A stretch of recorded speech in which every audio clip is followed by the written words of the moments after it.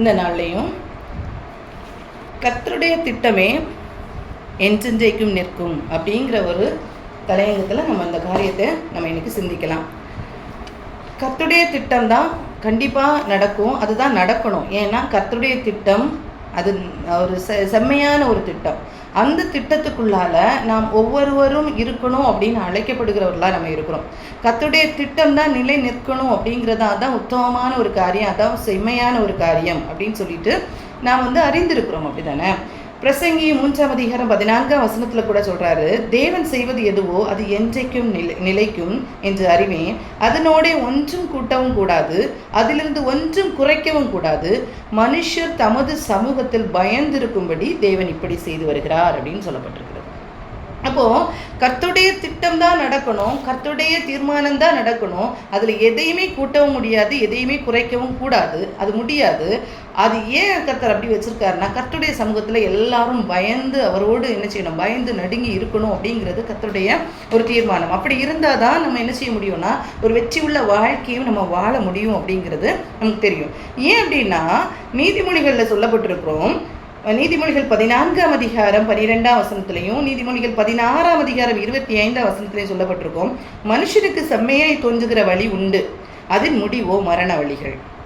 மனுஷனுக்கு நிறைய வழிகள், நம்ம வாழுகிற வாழ்க்கையில் எல்லா வழிகளும் நமக்கு ஏற்றதாக நம்ம என்ன செய்யலாம்னா இது சரியாக இருக்கும், இது சரியாக இருக்கும்னு நினச்சி நம்ம செய்யலாம். ஆனால் மனுஷனுக்கு செம்மையான வழி தோன்றுகிற வழி உண்டு, ஆனால் அதுக்கு முடிவு எப்படி இருக்கும்னா மரண வழிகளாக இருக்கும்னு தான் வசனம் சொல்லுது. அப்போது நம்முடைய திட்டங்களும் நம்முடைய தீர்மானங்களும் நம்முடைய அறிவும் ரொம்ப கம்மி, ஒன்றுமே இல்லை. அப்போது இப்படி இருக்கிற நேரத்தில் கர்த்தருடைய திட்டம் தான் நம்முடைய வாழ்க்கையில் நடக்கணும் அப்படிங்கிற ஒரு தீர்மானம் நமக்குள்ளால கண்டிப்பாக காணப்படணும். அதுதான் கரெக்ட். அப்படிப்பட்ட திட்டத்துக்குள்ளால தான் நம்ம இருக்கணும். கர்த்தருடைய திட்டத்துக்குள்ளால நாம் இருக்கிறோமாங்கிறது நமக்கு முக்கியமான ஒரு காரியமாக இருக்கிறது அப்படிங்கிறது நமக்கு தெரியணும். ஏசாயா 55:8 சொல்லப்பட்டிருக்கிறது, என் நினைவுகள் உங்கள் நினைவுகள் அல்ல, உங்கள் வழிகள் என் வழிகளும் அல்லவென்று கர்த்தர் சொல்லுகிறார். இப்போ நம்ம நினைக்கலாம் நம்முடைய வழி எப்படி, நம்ம எப்போவுமே நினைக்கிறது நம்ம செய்கிறது சரிதான் அப்படின்னு நம்ம அநேக நேரத்தில் நம்ம நினைக்கிறது உண்டு.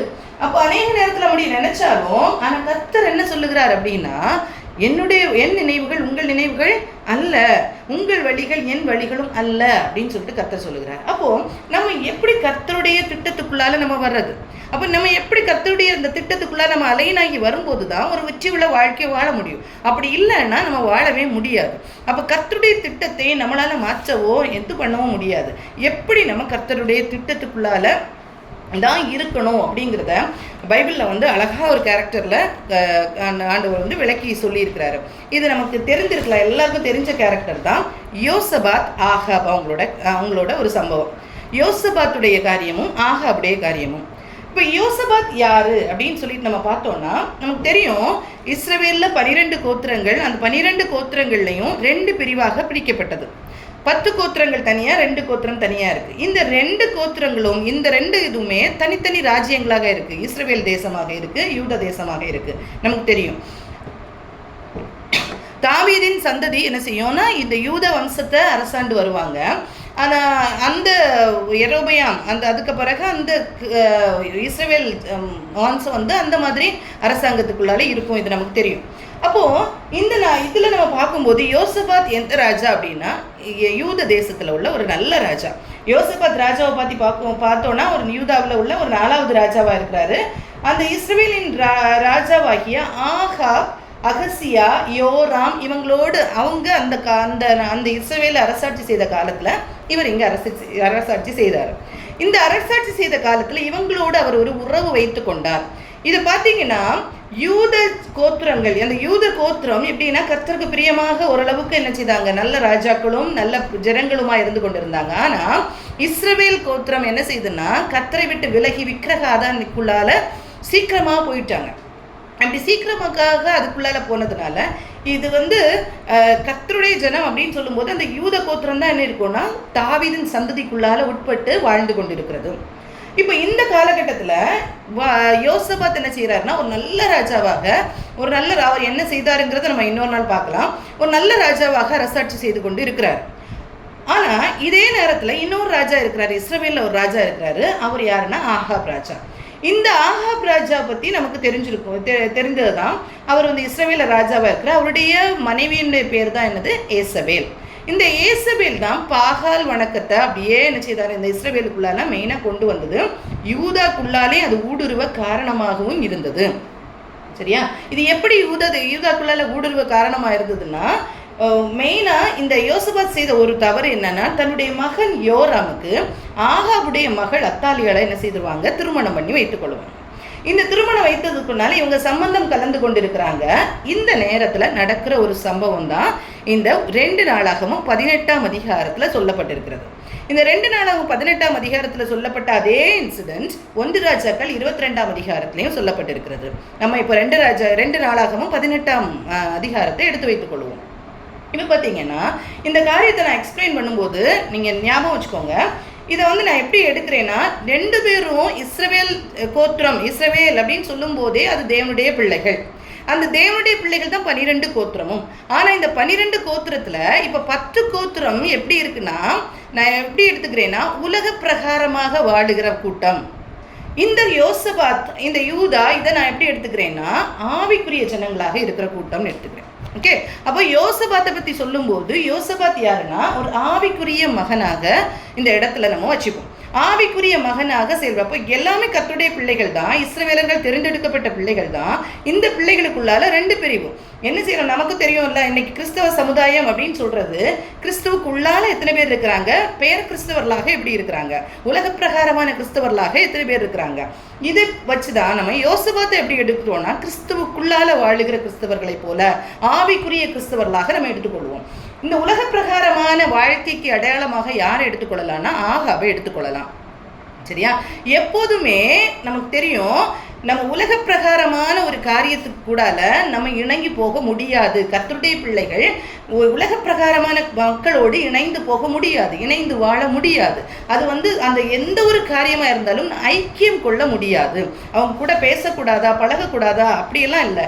எல்லார் கூடயும் ஐக்கியம் பேசலாம், பழகலாம், ஓகே. ஆனால் ஐக்கியம் கொள்ளுவதுங்கிறது வந்து உலக பிரகாரமான பிள்ளைகளோடு நம்ம ஐக்கியம் கொள்ள முடியாது. நம்மளால் அது முடியாது. ஆக்சுவலி உண்மையாக கிறிஸ்துவுக்குள்ளால இருப்போமானால் அந்த ஐக்கியத்துக்குள்ளால நம்ம போக முடியாது. ஆனால் இந்த இடத்துல யோசபாத் ஒரு தவறு செய்கிறாரு. யோசபாத் தன்னுடைய மகனுக்கு ஆகாபுடைய மகளை திருமணம் பண்ணி வைத்ததுனால சம்பந்தம் கலந்து கொள்ளுகிறாங்க. இந்த இடத்துல பாருங்க, ஒரு காரியம் நடக்க போது என்னன்னா, இஸ்ரவேல் ராஜாவாகிய ஆகாபுக்கு என்ன செய்யணும்னா, அவர் வந்து ஒரு யுத்தத்துக்கு அவருக்கு போகணும். அந்த யுத்தத்துக்கு கீலேயாத்தில் உள்ள ராமோத்திற்கு எதிராக அவர் யுத்தத்துக்கு போகணும். இந்த யுத்தத்துக்கு போனோம் அப்படின்னு சொல்லும்போது இவர் யாரை கூப்பிடுறாரு அப்படின்னா, யோசபாத்தை கூப்பிடுறாரு. ஃபர்ஸ்ட் அந்த இதை பாருங்க, ஃபர்ஸ்ட் வசனத்தை பாருங்க. யோசபாத்துக்கு மிகுந்த ஐஸ்வர்யமும் கனமும் உண்டாயிருந்தது, அவன் ஆகாபோடே சம்பந்தம் கலந்து. இப்போ யாரோட சம்பந்தம் கலந்து கொள்ளுகிறான்னா, ஒரு ஆவிக்குரிய மனுஷனாகிய யோசபாத் உலக பிரகாரமான ஆகாபோடு சம்பந்தம் கலந்து கொள்ளுகிறான். சரியா? இந்த சம்பந்தம் கலந்து கொள்ளுகிறது சரியா அப்படின்னு கேட்டால் தவறான ஒரு காரியம். சம்பந்தம் கலந்து கொள்ளுகிறது ஒரு தவறான காரியம். இந்த இடத்துல வரும்போது அவர் சம்பந்தம் கலந்து கொண்டார், ஓகே. ஆனால் சில வருஷங்களுக்கு சென்ற பின்பு சமாரியாவில் இருக்கிற ஆகாபின் இடத்திற்கு போனான். இப்போ யோசபாத் ஆகாபிக்கிட்ட போகிறாங்க. போகும்போது அப்பொழுது ஆகாப் அவனுக்கும் அவனோடு இருந்த ஜனத்திற்கும் அநேக மாடுகளை அடிப்பித்து கீலேயாத்தில் உள்ள ராமோத்திற்கு வரும்படி அவனை ஏவினான். இந்த வார்த்தையை நீங்க பாருங்க, ஏவினான். அப்போது இவர் என்ன பண்ணுறாருன்னா, ஒரு வார்ம் வெல்கம் கொடுக்குறாரு. ரொம்ப அழகாக அவரை வரவேற்கிறார். எப்படி வரவேற்கிறாருன்னா, அவருக்கு அநேக ஆடு மாடுகளை அடிப்பித்து கீலேயாத்தில் உள்ள ராமோத்திற்கு வரும்படி அவனை ஏவினான். இந்த ஏவுதலுக்கு விழுந்து போனது யாருன்னா யோசபாத். இந்த ஆவிக்குரிய மனுஷனாகிய யோசபாத் உலக பிரகாரமான இந்த ஆகாபுடைய கண்ணிக்குள்ளால விழுந்து போயிட்டாரு. என்னன்னா, அநேக ஆடு மாடுகளை அழித்து அவளை வார்மா வெல்கம் பண்ணி, நல்லா வெல்கம் பண்ணி அவர் என்ன செய்யறாருன்னா, அழைப்பித்து அவரை நல்லா வரவேற்று இருக்கும்போது இந்த வரவேற்பும் இந்த சம்பந்தம் கலந்த காரியங்கள் இதெல்லாம் வைத்து என்ன செய்யறாருன்னா, இந்த ஆகாபோடு சேர்ந்து நான் யுத்தத்துக்கு போகலாம் அப்படின்னு சொல்ற ஒரு முடிவுக்குள்ளால வர்றாரு. சரியா? எப்படி எனில், அப்போ அந்த வார்த்தையை பார்த்தீங்களா, ஏவினான். இப்படி தான் சத்துரு நம்முடைய வாழ்க்கையிலும் ஏவி கொண்டிருப்பான். ஆனால் சத்ருவுக்கு நம்ம என்ன செய்யக்கூடாதுன்னா, இடம் கொடுக்கக்கூடாது. ஆவிக்குரிய பிள்ளைகள் ரொம்ப கவனமாக இருக்கணும். சத்ருவுக்கு நம்ம என்ன செய்யக்கூடாதுன்னா, இடம் கொடுக்கவே கூடாது. இதில் வந்து இந்த இந்த காரியம் சத்ரு இப்படி தான் ஏவுவான். நல்ல ஒரு காரியத்தை சொல்லி நம்மளை அப்ரிஷியேட் பண்ணி நிறைய காரியத்தை சொல்லி ஏதோ ஒரு பாவ வாழ்க்கைக்குள்ளால, ஏதோ ஒரு உலகத்துக்குள்ளால, உலக காரியத்துக்குள்ளால நாம் விழுந்து போகிறதுக்கு ஏதுவாக நம்ம ஏவி கொண்டிருக்கிறவன் சத்ரு. அதை நாம் கவனமாக நம்ம என்ன செய்யணும்னா டீல் பண்ணணும். ஒரு காரியத்தை நம்ம பண்ணும்போது, இந்த உலகத்தில் ஒரு காரியத்தை நம்ம ஃபேஸ் பண்ணும்போது, இது கர்த்தருக்கு பிரியமானதா பிரியமில்லையா அப்படிங்கிறத நம்ம பகுத்தறிந்து நாம் சேர்ந்து கொள்ளணுமே தவிர நாம் பாட்டுக்கு அந்த அந்த அந்த வார்த்தைகளை பார்த்தோ, காரியங்களை பார்த்தோ, சூழ்நிலைகளை பார்த்தோ நாம் போனோம்னா நாமும் உலகத்தோடு விழுந்து போகிற உள்ள சூழ்நிலைகள் வரும். அந்த காரியத்துக்கு நாம் என்ன செய்யக்கூடாதுன்னா இணங்கி போகக்கூடாது. அடுத்தது 3rd verse பார்த்தீங்கன்னா, எப்படி எனில் இஸ்ரவேலின் ராஜாவாகிய ஆகாப் யூதாவின் ராஜாவாகிய யோசபாத்தை நோக்கி, கீலேயாத்துள்ள ராமோத்திற்கு என்னோடே வருகிறீரா என்று கேட்டதற்கு அவன், நான் தான் நீர், என்னுடைய ஜனங்கள் உம்முடைய ஜனங்கள், உம்மோடைய கூட யுத்தத்திற்கு வருகிறேன் என்றான். இப்போதான் கேட்கிறார் அவர், யுத்தத்துக்கு போகணும். இவருக்கு மைண்ட்ல இருக்கு, யுத்தத்துக்கு இவரை கூட்டிட்டு போகணும் அப்படிங்கிறது மைண்ட்ல இருக்கு. ஏன்னா இவருக்கு நிறைய ஐஸ்வர்யம் இருக்கு, கனம் இருக்கு, செல்வாக்கு இருக்கு, நல்ல ஒரு மனுஷனா இருக்க. நீங்க முந்தின அதிகாரத்தை பார்த்தீங்கன்னா அவ்வளோ பராக்கிரமசாலிகள் எல்லாவற்றையும் சேர்த்து வைத்திருப்பார் யோசபாத். அப்போ இவர் என்ன சொல்றாருன்னா, நான் யுத்தத்துக்கு வர்றீங்களான்னு கூப்பிடுறதுக்கு முன்னாடி இவர் அப்படியே நைஸ் பண்றாரு, இவரை வந்து ஏவுறாரு. எப்படியாவது நான் சொல்ற எல்லா காரியத்தையும் இவர் அக்செப்ட் பண்ணணும் அப்படின்னு சொல்லிட்டு நிறைய காரியத்தை என்ன செய்யறாருன்னா இவருக்கு வரவேற்பு அப்படிங்கிற விதத்துல கொடுக்குறாங்க. ஆனா இந்த யோசபாத் என்ன செய்யறாருன்னா அதை அக்செப்ட் பண்ணிட்டு என்ன சொல்றாரு, நான் தான் நீர், உம்முடைய ஜனம் என்னுடைய ஜனம் அப்படின்னு சொல்லிட்டு நம்ம ஒண்ணுக்குள்ள ஒண்ணு அப்படின்னு சொல்லிட்டு என்ன செய்யறாரு பேசுறாரு. இப்படிப்பட்ட காரியத்துக்கு நம்ம என்ன செய்யக்கூடாதுன்னா இணங்கி போகக்கூடாது. ஒரு ஆவிக்குரிய பிள்ளைகளா இருக்கிற நாம் உலக பிள்ளைகளோடு இணங்கி போக நமக்கு அனுமதியே இல்லை. அப்படிப்பட்ட காரியத்தை நம்ம செய்யவே கூடாது. அப்படி இருக்கும்போது நம் நிறைய காரியத்தை, நிறைய கண்ணிகளுக்குள்ளால நம்ம விழ வேண்டிய சூழ்நிலைகள் வரும். நிறைய கண்ணிகள் நமக்கு எதிராக நமக்கு இருக்கும், அதுக்குள்ளால விழ வேண்டிய சூழ்நிலைகள் வரும். அடுத்து பார்த்தீங்கன்னா, பின்னும் யோசபாத் இஸ்ரவேலின் ராஜாவை பார்த்து, கர்த்தருடைய வார்த்தையை இன்றைக்கு விசாரித்து அறியும் என்றான். ஆனாலும் இந்த ஆவிக்குரிய மனிதர்களுக்கு கண்டிப்பா ஒரு இடத்துல சறுக்கி விழுந்தாலும் அடுத்த இடத்துல பிடிச்சுப்பாங்க. இதுதான் கர்த்தருடைய கிருபை அப்படின்னு சொல்றது. கர்த்தருடைய பிள்ளைகளா இருக்கும்போது ஒரு இடத்துல சறுக்கி விழுந்தாலும் அடுத்த இடத்துல என்ன செய்யறாங்கன்னா, இன்னைக்கு நம்ம அன்னைக்கு அந்த காலத்துல யுத்தத்துக்கு போலாமா போகக்கூடாதா அப்படிங்கிறத யார்கிட்ட கேட்பாங்கன்னா தீர்க்கதரிசிகள் கிட்ட கேட்பாங்க. தீர்க்கதரிசிகள் போகலாம் அப்படின்னு சொன்னாதான் என்ன செய்வாங்க, அந்த இதுக்காக போவாங்க. அப்போ இவர் சொல்றாரு, நீங்க என்ன செய்யுங்க, நம்ம இதை கேட்கலாமா அப்படின்னு சொல்லிட்டு கேட்கிறாரு. அப்போ இதை கேளுங்க அப்படின்னு சொல்றாரு. உடனே பாருங்க, அப்பொழுது இஸ்ரவேலின் ராஜா 400 தீர்க்கதரிசிகளை கூடி வர செய்து, நாங்கள் கீலேயாத்துள்ள ராமோத்தின் மேல் யுத்தம் பண்ண போகலாமா போகலாகாதா என்று அவர்களை கேட்டான். அதற்கு அவர்கள், போம், தேவன் ராஜாவின் கையில் அதை ஒப்பு கொடுப்பார் என்றார்கள். இப்போ என்ன செய்யறாங்க, யுத்தத்துக்கு போலாமா போகக்கூடாதான்னு கேட்ட உடனேயே எத்தனை பேர் பதில் சொல்ல வராங்க, எத்தனை தீர்க்கதரிசிகள் வராங்க, 400 தீர்க்கதரிசிகள். 400 தீர்க்கதரிசிகள் வராங்க. இவங்க யாருன்னா இஸ்ரவேல் ஜனத்துக்கு ஒத்த ஒரு தீர்க்கதரிசி, அந்த இஸ்ரவேலின் ராஜாவாகிய ஆகாபுக்கு ஒத்த ஒரு தீர்க்கதரிசி. அப்போ உலக பிரகாரமாக வாழுகிற ஒரு மனுஷனுக்கு ஏற்ற வார்த்தைகளை சொல்லுகிற தீர்க்கதரிசிகள் வராங்க. எத்தனை பேர் வராங்க, 400 பேர் வராங்க. 400 பேர் வராங்க. அந்த 400 பேர் இந்த காரியத்துக்கு ஒத்து போகிறாங்க. சொல்றாங்க, நீங்க யுத்தத்துக்கு போங்க, உங்களுக்கு வெற்றி கிடைக்கும் அப்படின்னு சொல்றாங்க.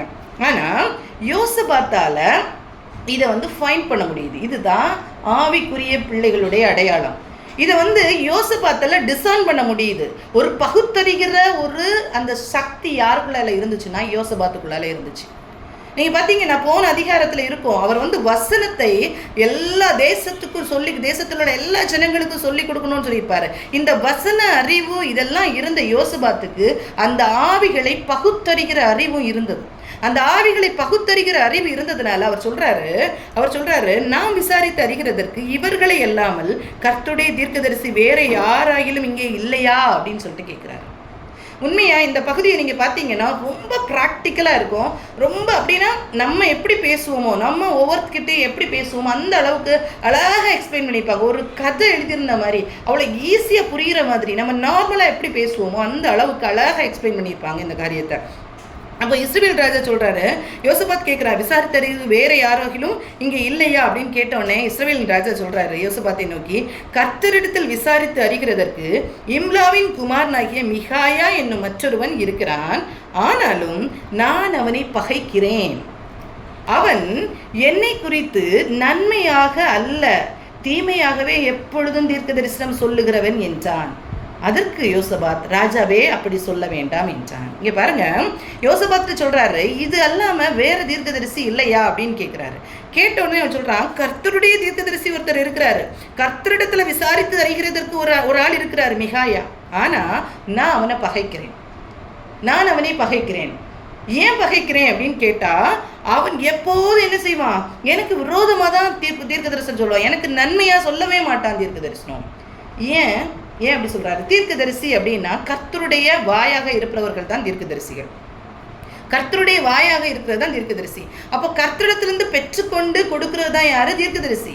ஆனா இவர் என்ன சொல்றாருன்னா, அவன் என்ன சொல்லுவான், எப்பவுமே எனக்கு நன்மையா சொல்லவே மாட்டான், எப்பவுமே எனக்கு எதிராக தான் தீர்க்க தரிசனம் சொல்லுவான்.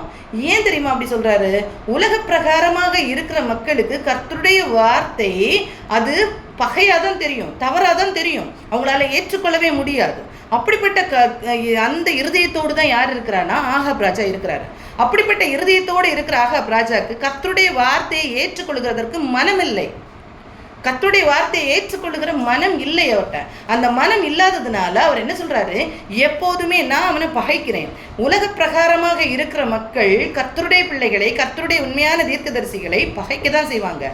ஏன்னா கர்த்தருடைய வாயாக இருந்து கர்த்தர் என்ன சொல்லுகிறாரோ அதை சொல்லும் போது கண்டிப்பா கசக்க தான் செய்யும் இல்லையா? கொஞ்சம் கஷ்டமாக தான் இருக்கும். அந்த கஷ்டமான காரியத்தை ஏற்றுக்கொள்ள மனதில்லாமல் இருக்கிறவங்களுக்கு அது எப்படி இருக்கும், கடினமாக தான் இருக்கும். அவங்க என்ன சொல்றாங்க, நான் அவனை பகைக்கிறேன்.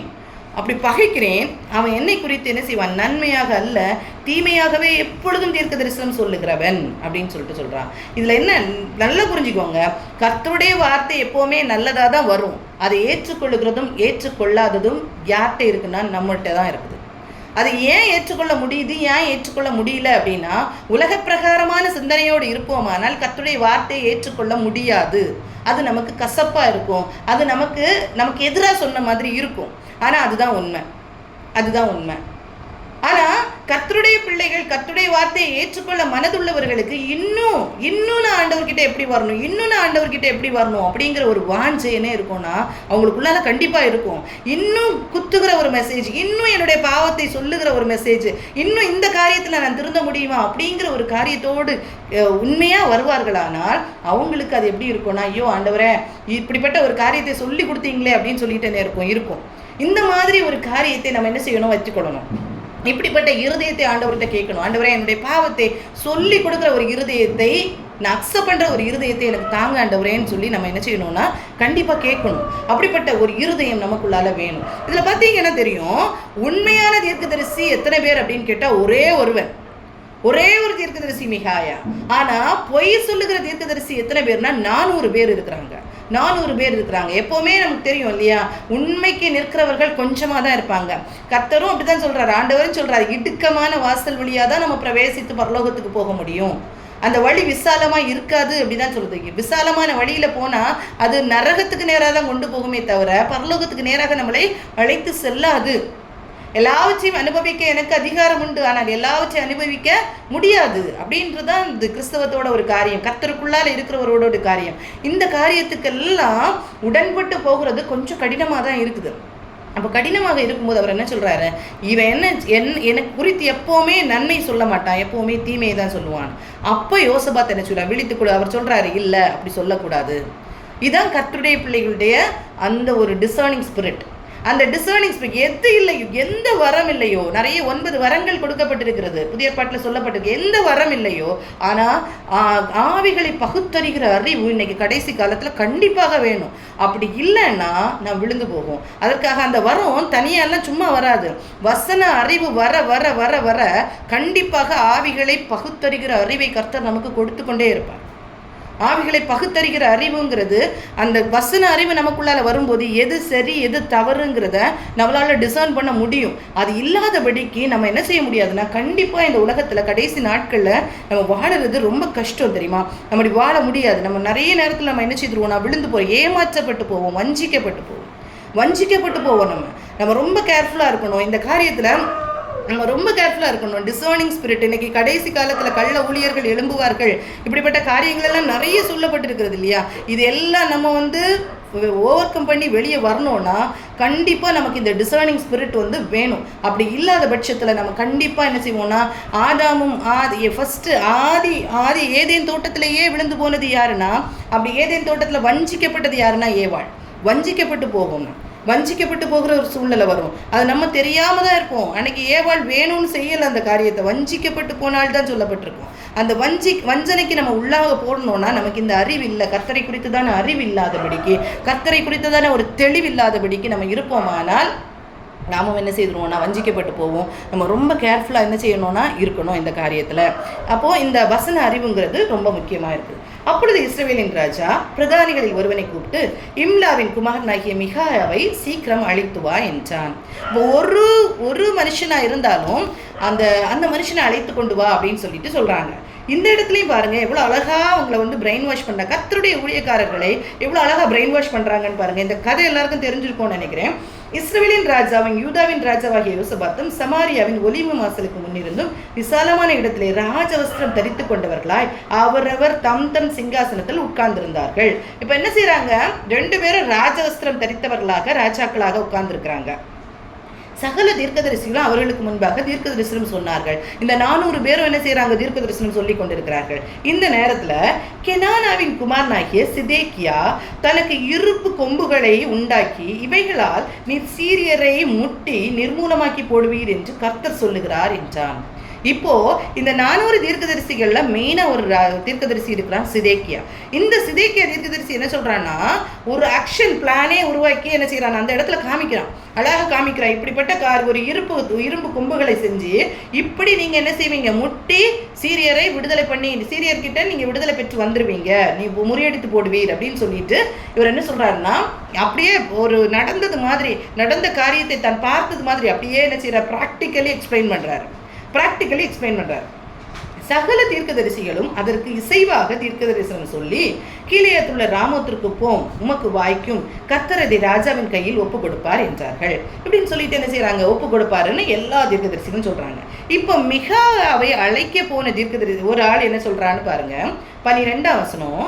மிகாயாவை அழைக்க போன ஆள் அவனுடனே பேசி, இதோ தீர்க்கதரிசிகளின் வார்த்தைகள் ஏக வார்த்தையாய் ராஜாவுக்கு நன்மையா இருக்கிறது, உம்முடைய வார்த்தையும் அவர்களில் ஒருவன் வார்த்தையை போல இருக்கும்படி நன்மையாக சொல்லும் என்றான்.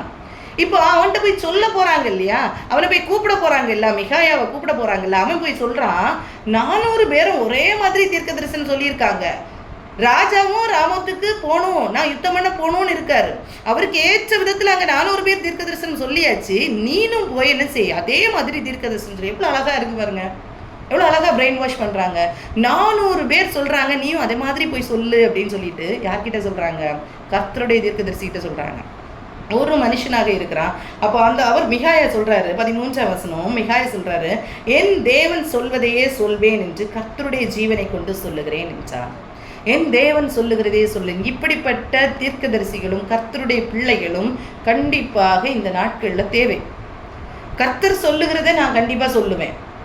கர்த்தர் என்ன கூப்பிட்டாங்கன்னா இந்த காரியத்தை சொல்லுகிறதற்கு என்ன அழைத்தாங்கன்னா இந்த காரியத்தை நான் சொல்லுவேன். இந்த ஒரு காரியம் நமக்குள்ளால, இந்த தெளிவு நமக்குள்ளால இருக்கணும். நமக்கு ஒரு இடத்துல ஒரு பேசுகிறதற்கு, ஒரு காரியத்தை சொல்லுகிறதற்கு, கர்த்தருடைய வார்த்தையை ஷேர் பண்றதுக்கு ஒரு இடத்தை கர்த்தர் கொடுப்பாரானால் அந்த இடத்துல கர்த்தருடைய வார்த்தையை நாம் சொல்லித்தான் ஆகணும். கர்த்தர் சொன்ன காரியத்தை நம்ம சொல்லித்தான் ஆகணும். அதற்காக மறைத்து பேசுகிற காரியங்கள் கூட பாவம் தான் இல்ல. கர்த்தருடைய வார்த்தையை சொல்ல வேண்டிய விதத்துல சொல்லாம மறைத்து சொன்னாலும் இதுதான், அது பாவம் தான், அது வஞ்சனை தான், அது வஞ்சிக்கிற ஒரு சூழ்நிலைக்கு கொண்டு போயிடும். ஏன்னா இன்னைக்கு சொல்லாம தெரியாத ஜனங்களுக்கு, நம்ம இன்னைக்கு மிஷனரிஸ் அந்த மக்கள் மத்தியில சொல்லும் போது என்ன சொல்லுவாங்கன்னா, சொல்லாம அறிவிக்கப்படாம எப்படி அவங்களுக்கு தெரியும் அப்படின்னா, அதே மாதிரி தான் இன்னைக்கு சபை சுத்திகரிக்கப்படணும்னா சில காரியங்களை சொன்னாதான் அவங்களுக்கு தெரியும். இல்லையா, இன்னைக்கு மக்கள் அவ்வளோ ஈகரா வசனத்தை படிக்கிறாங்களான்னு கேட்டா இல்லை, வசனத்தின்படி நம்முடைய வாழ்க்கை இருக்கான்னு கேட்டா இல்ல. அப்போ வசனத்தை கோட் பண்ணி நம்ம இந்த காரியங்களை சொல்லி கொடுக்கும் போதுதான் அவங்களுக்குள்ளால அந்த மாற்றங்களை நம்ம பார்க்க முடியும். அப்படிப்பட்ட காரியத்தை நம்ம என்ன செய்ய முடியும்னா நம்ம அவங்ககிட்ட அறிவுறுத்த முடியும் அப்படிங்கிறது தான் சொல்லப்பட்டது. இப்போ இவர் சொல்றாரு, என் தேவன் சொல்வதையே சொல்வேன் என்று கர்த்தருடைய ஜீவனை கொண்டு சொல்லுகிறேன் என்றார். அவன் ராஜாவினிடத்தில் வந்தபோது ராஜா அவனை பார்த்து, மிகாயாவே, நாங்கள் கீலேயத்துள்ள ராமத்தின் மேல் யுத்தம் பண்ண போகலாமா போகலாகாதா என்று கேட்டான். அதற்கு அவன், போங்கள், உங்களுக்கு வாய்க்கும் உங்கள் கையில் ஒப்பு கொடுக்கப்படுவார்கள் என்றார். இப்போ இவரும் என்ன சொல்றாரு? ஆமா, நீங்க போங்க, போகலாம் அப்படின்னு சொல்றாரு. ஆனா இவர் சொல்றாரு போலான்னு, அடுத்த வசனத்தை நீங்க பாத்தீங்கன்னா இதை யாரால ஏற்றுக்கொள்ள முடியலன்னா ஆகாபால ஏற்றுக்கொள்ள முடியல. ஏன்னா எப்பவுமே இவர் ஒரு காரியம் சொன்னா இவருடைய ஆன்சர் வித்தியாசமா தான் இருக்கும். ஏன்னா எப்பவுமே உலக பிரகாரமா இருக்கிற ஆகாப் அவருடைய சிந்தனை மாம்ச சிந்தனையோட தான் இருக்கும், ஆவிக்குரிய சிந்தனையே இருக்காது. அப்ப எப்பவுமே மாற்றி தான் சொல்லுவோம். இப்ப நீ எப்படி சரியா சொல்ற, ஒரே மாதிரி சொல்ற அப்படின்னு சொல்லிட்டு இவருக்கு டவுட் வந்துச்சு. இப்போ இவர் போலான்னு சொல்றாரு, ஆனா ஆகாபால ஏற்றுக்கொள்ள முடியல. ஆகாப் கேட்கிறாரு ராஜாவனை பார்த்து, நீ கர்த்தருடைய நாமத்திலே உண்மையே அல்லாமல் வேறு ஒன்றையும் என்னிடத்தில் சொல்லாதபடிக்கு நான் எத்தனை தரம் உன்னை ஆணையிடுவிக்க வேண்டும் என்று சொன்னான். அவனுக்கு தெரியுது, அவனுக்கு ஆகாபுக்கு நல்லாவே தெரியுது தான் செய்கிறது தவறு அப்படிங்கிறது அவருக்கு தெரியுது. ஏன்னா ஏன் இதில் சொல்கிறாருன்னா, இதுக்கு முன்னாடி நடந்த எல்லா இன்சிடென்ட்ஸ்லையும் மிகாயா சொல்லுகிற கருத்தும் இவர் சொல்லுகிற கருத்தும் நேரம் மாறி தான் இருக்குது. அதான் நேரம் மாறி தான் இருக்குது. உலக பிரகாரமான காரியங்களும் ஆவிக்குரிய காரியங்களும் எப்போ எதிர்த்து போராடி கொண்டு தான் இருக்கும். இதை ஆகாபுக்கு நல்லா தெரியுது. இவர் சொல்றாரு, இவ்வளோ இந்த காரியத்தை நீ கர்த்தரிடத்துல கேட்டு உண்மையா தான் சொல்றியா அப்படிங்கிறதுக்கு நான் எப்படி எத்தனை ஆணையிடணும், எப்படி ஆணையிடவிக்கணும் அப்படின்னு சொல்லிட்டு கேட்கிறாரு. அப்போ இவர் தெளிவான ஒரு விளக்கத்தை சொல்றாரு பாருங்க. அப்பொழுது அவன், இஸ்ரவேலர் எல்லாரும் மேய்ப்பனில்லாத ஆடுகளைப் போல மலைகளில் சிதறடிக்கப்பட்டதை கண்டேன். அப்பொழுது கர்த்தர், இவர்களுக்கு எஜமான் இல்லை, அவரவர் தம் தம் வீட்டுக்கு சமாதானத்தோட திரும்ப கடவர்கள் என்றான் என்று சொன்னார். இப்போ பாருங்க, இவர் தெளிவான சொல்றாரு, கண்டிப்பா இந்த யுத்தத்துல என்ன செய்யும், வெற்றி கிடைக்கும், யுத்தத்தில் வெற்றி கிடைக்கும். ஆனா இந்த ஜனங்கள் எப்படி இருக்கிறாங்க, மேய்ப்பன் இல்லாத ஆடுகளை போல இருக்கிறாங்க. இப்போ மேய்ப்பன் இல்லாத ஆடுகளை போல இருக்கிறாங்கன்னா மீனிங் என்ன? இந்த யுத்தத்துல ராஜாவாகிய நீர் மரித்து போவீர், ஆனா ஜனத்திற்கு என்ன செய்யும், வெற்றி கிடைக்கும் அப்படின்னு சொல்றாரு. அப்போ இதை புரிந்து கொண்டவர் அடுத்த வசனத்தை பாருங்க, ரொம்ப இதா சொல்லியிருப்பார் பாருங்க. அப்பொழுது இஸ்ரவேலின் ராஜா யோசபாத்தை பார்த்து, இஸ்ரவேலின் ராஜா யோசபாத்தை பார்த்து பேசுறாரு, இவன் என்னை குறித்து நன்மையாக அல்ல தீமையாகவே தீர்க்க தரிசனம் சொல்லுகிறவன் என்று நான் மோடி சொல்லவில்லையா? நான் ஏற்கனவே சொன்னேன் இல்லை, இவன் எப்பவுமே எனக்கு தப்பா தான் சொல்லுவான், எனக்கு விரோதமாக தான் சொல்லுவான்னு சொல்லிட்டு நான் எப்பவுமே சொல்லிட்டு இருக்கேன்ல அப்படின்னு சொல்லிட்டு சொல்றாரு பாருங்க. எவ்வளோ டிப்பிக்கலாக அது ப்ராக்டிக்கலாக எக்ஸ்பிளைன் பண்ணியிருக்காங்க. அந்த இடத்துல நான் ஏற்கனவே உங்ககிட்ட சொன்னேன்ல, இவன் இப்படி தான் பேசுவான்னு நான் சொன்னேன்ல. இப்போ பாருங்க, நான் செத்து போவேன்னு சொல்கிறான், ஜனங்கள் விடுவிக்கப்படுவாங்க, விடுதலை, அவங்க வெற்றி பெறுவாங்கன்னு சொல்கிறான் அப்படின்னு சொல்கிறான். அப்பொழுது அவன் சொன்னது கர்த்தருடைய வார்த்தை. அப்போ இவர் எக்ஸ்பிளைன் பண்ணுறாரு. என்ன எக்ஸ்பிளைன் பண்ணுறாரு அப்படின்னா, இந்த இடத்துல உண்மையிலே பார்த்தீங்கன்னா நம்ம இன்னைக்கு மாம்சத்தில் வாழ்ந்து கொண்டு இருக்கிறோம், ஆனால் நம்மை சுற்றி ஸ்பிரிச்சுவலி ஒரு வேர்ல்டு இருந்து கொண்டு இருக்கிறது. மாம்ச உலகத்தில் நம்ம வாழ்ந்து கொண்டிருக்கிறோம், ஸ்பிரிச்சுவலி ஒரு உலகம் இருந்து கொண்டு இருக்கிறது. அந்த ஸ்பிரிச்சுவல் வேர்ல்டில் என்ன நடக்கு அப்படிங்கிறது நமக்கு நிறைய நேரத்தில் தெரிகிறது இல்லை. அதனால தான் நிறைய நேரத்தில் நம்ம தோற்று போகிறோம். நிறைய காரியத்தை துணிந்து நம்ம செஞ்சு கொண்டு இருக்கிறோம், துணிகரமான காரியங்களை செஞ்சு கொண்டு இருக்கிறோம். ஸ்பிரிச்சுவல் வேர்ல்டில் என்னென்ன காரியங்கள் நடக்கிறது, நம்ம ஒரு காரியத்தை செய்யும் போது கர்த்தர் எப்படி பார்த்துட்டு இருக்காரு, சத்துரு எப்படி அதை பார்த்துட்டு இருக்கிறான் அப்படிங்கிறத நாம் அறியாததுனால தான் இன்னைக்கு நிறைய காரியங்கள் துணிகரமாக நடந்து கொண்டு இருக்கிறது. துணிகரமான காரியங்களை நாமும் செஞ்சு கொண்டு இருக்கிறோம். நமக்கு ஒரு பயம் இல்லை, நடுக்கம் இல்லை. இந்த காரியங்கள் எல்லாம் ஏன் நம்ம செய்கிறோன்னா, ஸ்பிரிச்சுவலி என்ன நடக்குது, நம்மளை அறியாத ஒரு வேர்ல்டில் என்ன நடந்து கொண்டு இருக்கிறதுன்னு நமக்கு தெரியல. இப்போ எப்படி இந்த காரியம் நடந்ததுங்கிறத இவர் அழகாக எக்ஸ்பிளைன் பண்ணுறாரு பாருங்க. ஒரு பொய்யின் ஆவி இந்த சிதேக்கியாக்குள்ளால வந்துச்சு அப்படின்னு சொல்லிட்டு இவர் அழகா எக்ஸ்பிளைன் பண்றாரு பாருங்க. அப்பொழுது அவன் சொன்னது, கர்த்தருடைய வார்த்தையை கேளுங்கள், கர்த்தர் தம்முடைய சிங்காசனத்தின் மேல் வீற்றிருக்கிறதையும் பரம சேனையெல்லாம் அவர் வலது பக்கத்திலும் அவர் இடது பக்கத்திலும் நிற்கிறதையும் கண்டேன் சொல்றாரு. நான் கர்த்தரை பார்த்தேன். அப்பொழுது கர்த்தர் இஸ்ரவேலின் ராஜாவாகிய ஆகாப் கீலேயத்தில் உள்ள ராமோத்தில் போய் விழும்படிக்கு, அப்போ இந்த யுத்தத்துல ஆகாப் மறிக்கணும், விழும்படிக்கு அவனுக்கு போதனை செய்கிறவன் யார் என்று கேட்டதற்கு ஒருவன் இப்படியும் ஒருவன் அப்படியும் சொன்னார்கள். அப்பொழுது ஒரு ஆவி புறப்பட்டு கர்த்தருக்கு முன்பாக நின்று நான் அவனுக்கு போதனை செய்வேன் என்றது. அப்போ எப்படி போதனை செய்வ அப்படின்னு கேட்கும்போது, அது நான் போய் அவனுடைய தீர்க்கதரிசிகள் எல்லாரின் வாயிலும் பொய்யின் ஆவியாய் இருப்பேன் என்றது. நான் என்ன செய்வேன், அவங்களுக்குள்ள பொய்யின் ஆவியா நான் செயல்படுவேன். அதற்கு அவன், நீ அவனுக்கு போதனை செய்து அப்படி நடக்க பண்ணுவாய், போய் அப்படியே செய் என்றான். அப்போ ஒரு பொய்யின் ஆவியா செயல்பட்டதுனால தான் இன்னைக்கு இவங்க பொய் சொல்லிட்டு இருக்கிறாங்க அப்படின்னு சொல்லிட்டு யார் சொல்றா, இந்த மிகாயா சொல்றாரு. இந்த மிகாயா சொல்ற ஒரு பொய்யின் ஆவி. இந்த பொய்யை குறித்து நம்ம பார்ப்போமானால், பொய் சொல்றது தப்பா? இன்னைக்கு பொய் சொல்றது தப்பா அப்படின்னு கேட்டா நமக்கு பெரிய ஒரு தவறு இல்லை அப்படிங்கிற ஒரு காரியம் தான் இன்னைக்கு இருந்துட்டு இருக்கு. இப்போ பொய் சொல்லுதல் அது பெரிய பாவமா அப்படின்னு கேட்டா உண்மையிலேயே அது பெரிய பாவம். இன்னைக்கு அப்படிப்பட்ட ஒரு கேள்வி கேட்க வேண்டியது இருக்கு. பொய் சொல்றதுன்றா ஒரு நிசாரமா ஒரு ஒரு ஒரு ஒரு ஈஸியா சொல்ற ஒரு காரியம். நிறைய பேர் அதை செய்யறாங்க. அதனுடைய தாக்கம் என்னங்கிறது தெரியாதபடிக்கு இன்னைக்கு செஞ்சு கொண்டிருக்காங்க. ஏன் பொய் சொல்றாங்க அப்படின்னு பார்த்தோம்னா, முதல்ல எப்படி பொய் சொல்லுவாங்கன்னா, விளையாட்டா பொய் சொல்லுவாங்க. சும்மா சொன்னேன் அப்படின்னு சொல்லிட்டு. அதுக்கப்புறம் பாருங்க, ஒரு காரியத்தை சாதிக்கணும்னா பொய் சொல்லுவாங்க. ஒரு காரியம் நடக்கணும் அப்படின்னா அதுக்காக என்ன செய்வாங்க? பொய்யை சொல்லுவாங்க. ஒரு சூழ்நிலையை சமாளிக்கணும்னா என்ன செய்வாங்க? பொய் சொல்லுவாங்க. அதே மாதிரி ஒரு காரியத்தை மறைக்கணும்னா என்ன செய்வாங்க? பொய் சொல்லுவாங்க. இப்படி ஒரு சின்ன சின்ன காரியத்தில் பழகி பழகி பழகி பிசாசுக்கு இடம் கொடுத்து அது என்ன செய்யும்னா ஒரு பெரிய பாவமாக நமக்குள்ளால வந்திருக்கும். பொய் சொல்றது தவறே இல்லாதது மாதிரி என்ன செய்யும்னா கடைசியில் நம்முடைய வாழ்க்கையில் அது என்ன செய்யும்? பெரிய ஒரு காரியத்தை செஞ்சு கொண்டிருக்கும். பொய் சொல்கிறது தவறே இல்லைங்கிற மாதிரி என்ன செய்யணும்னா ஒரு பெரிய காரியம் நமக்குள்ளால இருந்து கொண்டே இருக்கும். இதை நம்ம புரிந்து கொள்ளணும். அப்போ பொய் சொல்லுகிறதற்கு நம்ம என்ன செய்யணும்னா இடம் கொடுக்க கூடாது. பொய்யின் ஆவிக்கு நம்ம என்ன செய்யக்கூடாது? இடம் கொடுக்க கூடாது. அப்போது இந்த பொய்யை குறித்து நீங்கள் பாருங்க, யாத்ராகம புஸ்தகத்தில் கற்பனை கொடுக்கும்போதே சொல்லுவார், பொய் சாட்சி சொல்லாதிருப்பாயாக, பிறனுக்கு விரோதமாக பொய் சாட்சி. அப்போ ஒரு கட்டளைக்குள்ளாலேயே அந்த பொய்ங்கிறது வருது. அதே மாதிரி நீங்கள் லேவியராகமம் புஸ்தகத்தை பார்த்தீங்கன்னா, லேவியராகமம் 6ஆம் அதிகாரம் 5ஆம் வசனத்தில் சொல்லியிருக்கோம், பொய்யானை இட்டு சம்பாதித்த பொருளை திரும்ப கொடுக்க கடவன். அதில் முதலை மாத்திரம் கொடுத்தா பத்தாது, அதுக்கு அதிகமாக 5 1 பங்கு அதிகமாக கூட்டி அதை கொடுக்கணும் அப்படின்னு சொல்லியிருக்கு. அதே மாதிரி லேவியராகமம் 19ஆம் அதிகாரத்தில் இந்த பொய்யை எதுக்கு ஈக்குவலண்டாக சொல்லியிருக்குன்னு, வஞ்சனை, களவு செய்தல், வஞ்சனை பண்ணாமல் ஒருவருக்கொருவர் பொய் சொல்லாமல் இருங்கள் அப்படின்னு சொல்லப்பட்டிருக்கிறது. லேவியராகமம் 19ஆம் அதிகாரம் 12ஆம் வசனத்தில் சொல்லியிருக்கோம், பொய்யான இடுதல்.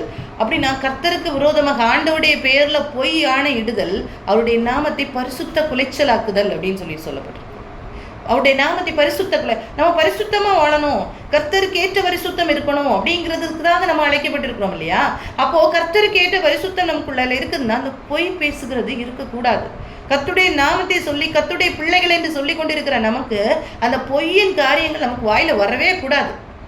அந்த பொய் சொல்லுதல் அது நம்ம பிசாசுக்கு இடம் கொடுக்கிற ஒரு இடம். அந்த பொய்க்கு நம்ம என்ன செய்யக்கூடாது? இடம் கொடுக்க கூடாது. சங்கீதக்காரன் சொல்றாரு, சங்கீதம் 5ஆம் அதிகாரம் 6ஆம் வசனத்துல, பொய் பேசுகிறவர்களை அழிப்பீர் அப்படின்னு சொல்லிட்டு சொல்லப்பட்டிருக்கும். சரியா?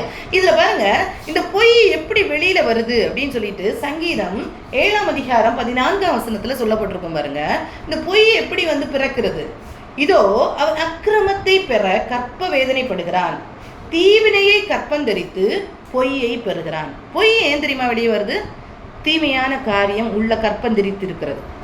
தீமையான காரியங்கள் உள்ள கற்பந்தரித்து இருக்கும்போது அது பொய்யாக பெறுகிறது, வெளியே வருகிறது. அப்போ ஒரு பொய் வெளியில வரணும்னா அதுக்கு முன்னாடி என்ன இருக்குன்னா, இருதயத்துல தீமையான சிந்தனைகள் இருக்கிறது. அந்த தீமையான சிந்தனைகளை கற்பந்தரித்து வைத்திருக்கிறவர்களுக்குள்ளால அந்த பொய்யின் ஆவி ஈஸியா செயல்படும். ஈஸியா என்ன செய்யணும்னா அந்த பொய்யை அவன் பெற்றெடுக்கிறான். இப்போ பொய் பேசும்போது அது ஒரே நேரத்தில் டக்குன்னு வர்ற காரியம் இல்லை. அது தீமை அவங்க உள்ளே இருக்குது, அந்த அக்கிரம சிந்தை உள்ளே இருக்கிறது. அந்த அக்கிரம சிந்தை உள்ளே இருக்கும்போது அது பொய்யின் ஆவி என்ன செய்யும்? பலமாக கிரியை செய்யும். பொய்யை பெற்றெடுக்கிறவர்களாக என்ன செய்வாங்க? மாறி போவாங்க. அப்படி நிறைய வசனங்கள் இருக்குது. பொய் பேசுறோடைய வாய் அடைக்கப்படும், துன்மார்க்கர் பொய் சொல்லி வழி தப்பி போகிறார்கள் அப்படின்னு சொல்லிட்டு வசனம் சொல்லுது. அப்போ நம்ம பொய் சொல்லுவோமா? நம்ம பொய் சொல்லக்கூடாது அப்படின்னு சொல்லிட்டு ஒரு காரியம் இருக்கு. நமக்குள்ளால பொய்க்காக நம்ம ஜெபிக்க வேண்டுமா அப்படின்னு கேட்டா உண்மையிலே நம்மளும் ஜெபிக்க வேண்டிய காரியம் கட்டாயத்துக்குள்ளால இருக்கு. ஏன்னா தாவீது கூட ஜெபிச்சிருக்கிறாரு. தாவீது 119ஆம் சங்கீதம் 29ஆம் வசனத்துல அவர் சொல்றாரு, தாவீது எப்படி ஜெபம் பண்றாரு? பொய் வழியே என்னை விட்டு விலக்கி உம்முடைய வேதத்தை எனக்கு அருள் செய்யும் அப்படின்னு சொல்லியிருக்காரு. பொய் வழியே என்னை விட்டு விலக்கி உம்முடைய வேதத்தை எனக்கு அருள் செய்யும். அப்போ அந்த பொய் வழி விலகணும்னா கர்த்தருடைய வேதம் உள்ள வரணும். இன்னொரு இடத்துல சொல்லியிருப்பாங்க பாருங்க, பொய்யை பகைத்து அருவருக்கிறேன். சங்கீதம் 119 163ஆம் வசனத்துல சொல்லப்பட்டிருக்கோம், பொய்யை பகைத்து அருவருக்கிறேன், உம்முடைய வேதத்தையோ நேசிக்கிறேன். பொய்யை பகைத்து அருவருக்கிறேன், உம்முடைய வேதத்தையோ நேசிக்கிறேன் அப்படின்னு சொல்லிட்டு சொல்லப்பட்டிருக்கோம். நீதிமொழிகள் 12ஆம் அதிகாரம் 22ஆம் வசனத்துல சொல்லியிருக்கோம், பொய் உதடுகள் கர்த்தருக்கு அருவருப்பானவைகள், உண்மையாய் நடக்கிறவர்களோ அவருக்கு பிரியம். உண்மையாக நடக்கிறவர்களோ அவருக்கு பிரியம். அப்போ பொய் பேசுகிறது எவ்வளோ தவறான காரியங்கிறத நம்ம வேதத்தில் இன்னும் ஆழ்ந்து படித்தோன்னா நிறைய இருக்குது. பொய் சொல்லுதல் ரொம்ப தவறான ஒரு காரியம். இன்றைக்கி பொய் சொல்கிறது எப்படி தெரியுமா ஆயிடுச்சுன்னா, ஒரு கொசு கடிச்சா நம்ம என்ன செய்துருவோம்னா அப்படியே தட்டி விட்டுட்டு கொசு தானே கடிச்சது அப்படின்னு சொல்லிட்டு விட்டுட்டு போயிடுவோம்ல. ஆனால் நீங்கள் பார்த்தீங்கன்னா வருஷத்தில் 7 lakhs பீப்புள் என்ன செய்கிறாங்கன்னா இந்த கொசு கடிக்கிறதுனால செத்து போகிறாங்களாம். இதே மாதிரி தான் நம்மளும் சின்ன ஒரு பொய், சின்ன ஒரு பாவம் அப்படின்னு சொல்லி தட்டிட்டு போகிறது. ஆனால் அது நம்முடைய வாழ்க்கையில் பெரிய தாக்கத்தை சில நேரத்தில் ஏற்படுத்தும். நம்ம மறந்து போகக்கூடாது. பொய் சொல்லவே கூடாது, பொய் சொல்லக்கூடாது. அந்த பொய்யின் ஆவிகள், அந்த அக்கிரம சிந்தை, அந்த துன்மார்க்கமான சிந்தை நமக்குள்ளால இருக்குமோனா, கற்பம் தரிச்சிருக்குமானால் அந்த பொய்யாக அது என்ன செய்யும், வெளியே வரும். அப்போ இப்படி இங்கே பொய் சொல்லுறாங்க. அப்போ இந்த தீர்க்கதரிசிகள் இங்கே பாருங்க, இன்னொரு வசனத்தை நான் ஞாபகப்படுத்துகிறேன். 2 தீமோத்தேயு 4ஆம் அதிகாரம் 3ஆம் வசனம். 2 தீமோத்தேயு 4ஆம் அதிகாரம் 3ஆம் வசனம். இந்த வசனத்தில் பாருங்க சொல்லப்பட்டிருக்கும், அவங்களுக்கு ஏற்ற போதகத்தை அவங்க என்ன செய்கிறாங்க, தெரிந்து கொள்ளுகிறார்கள் அப்படின்னு சொல்லிட்டு சொல்லப்பட்டிருக்கும் பாருங்க. ஏனென்றால் அவர்கள் ஆரோக்கியமான உபதேசத்தை பொறுக்க மனதில்லாமல் செவித்தின உள்ளவர்களாகி தங்கள் சுய இச்சைகளுக்கு ஏற்ற போதகர்களை தங்களுக்கு திரளாக சேகரித்து சத்தியத்துக்கு செவியை விலக்கி கட்டுக்கதைகளுக்கு இணங்கி போகிறாங்க.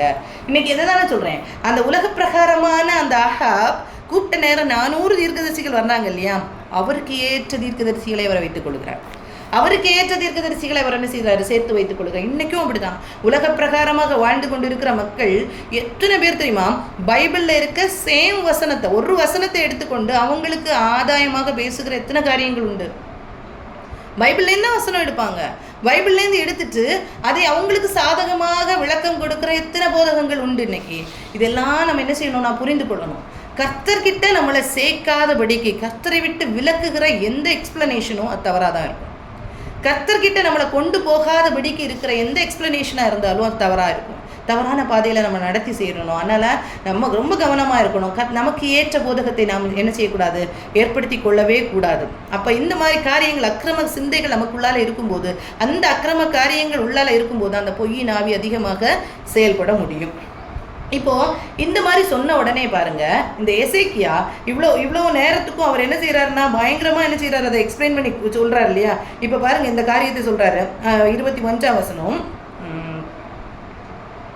22. ஆனதினால் கர்த்தர் பொய்யின் ஆவியை இந்த உம்முடைய தீர்க்கதரிசிகள் வாயிலே கட்டளையிட்டார், கர்த்தர் உம்மை குறித்து தீமையாக சொன்னார் என்றார். அப்பொழுது கெனானாவின் குமாரனாகிய சிதேக்கியா கிட்டே வந்து மிகாயாவை கன்னத்தில் அடித்து, கர்த்தருடைய ஆவி எந்த வழியா என்னை விட்டு உன்னோட பேசும்படி வந்தது என்றான். இப்போ யார் ஓங்கி நிற்கிறா? ஆகாபுக்கு தேவையானது அவருக்கு ஏற்ற ஒரு வார்த்தை, அதற்கு ஓங்கி நிற்கிறது சிதேக்கியா என்ன செய்கிறாரு, அதுக்கு ஏற்ற ஒரு தீர்க்க தரிசனத்தை சொல்கிறாரு. இதை தப்பு அப்படின்னு சொல்லிட்டு அது ஸ்பிரிச்சுவலி அவர் பார்த்த எல்லா காரியத்தையும் அவர் எக்ஸ்பிளைன் பண்ணும்போது இந்த சிதேக்கியாவால் பொறுத்து கொள்ள முடியலை. இது சிதேக்கியாவால் பொறுத்து கொள்ள முடியாமல் யாரை போய் அடிக்கிறாரு, அந்த மிகாவாயை அடிக்கிறாரு. அடித்து என்ன செய்கிறார், கன்னத்தில் அடித்து கர்த்தருடைய ஆவி எந்த வழியாக வந்ததுன்னு சொல்லிட்டு நீ பேசும்படி வந்தது அப்படின்னு சொல்லிட்டு சொல்லு அப்படின்னு சொல்கிறாரு.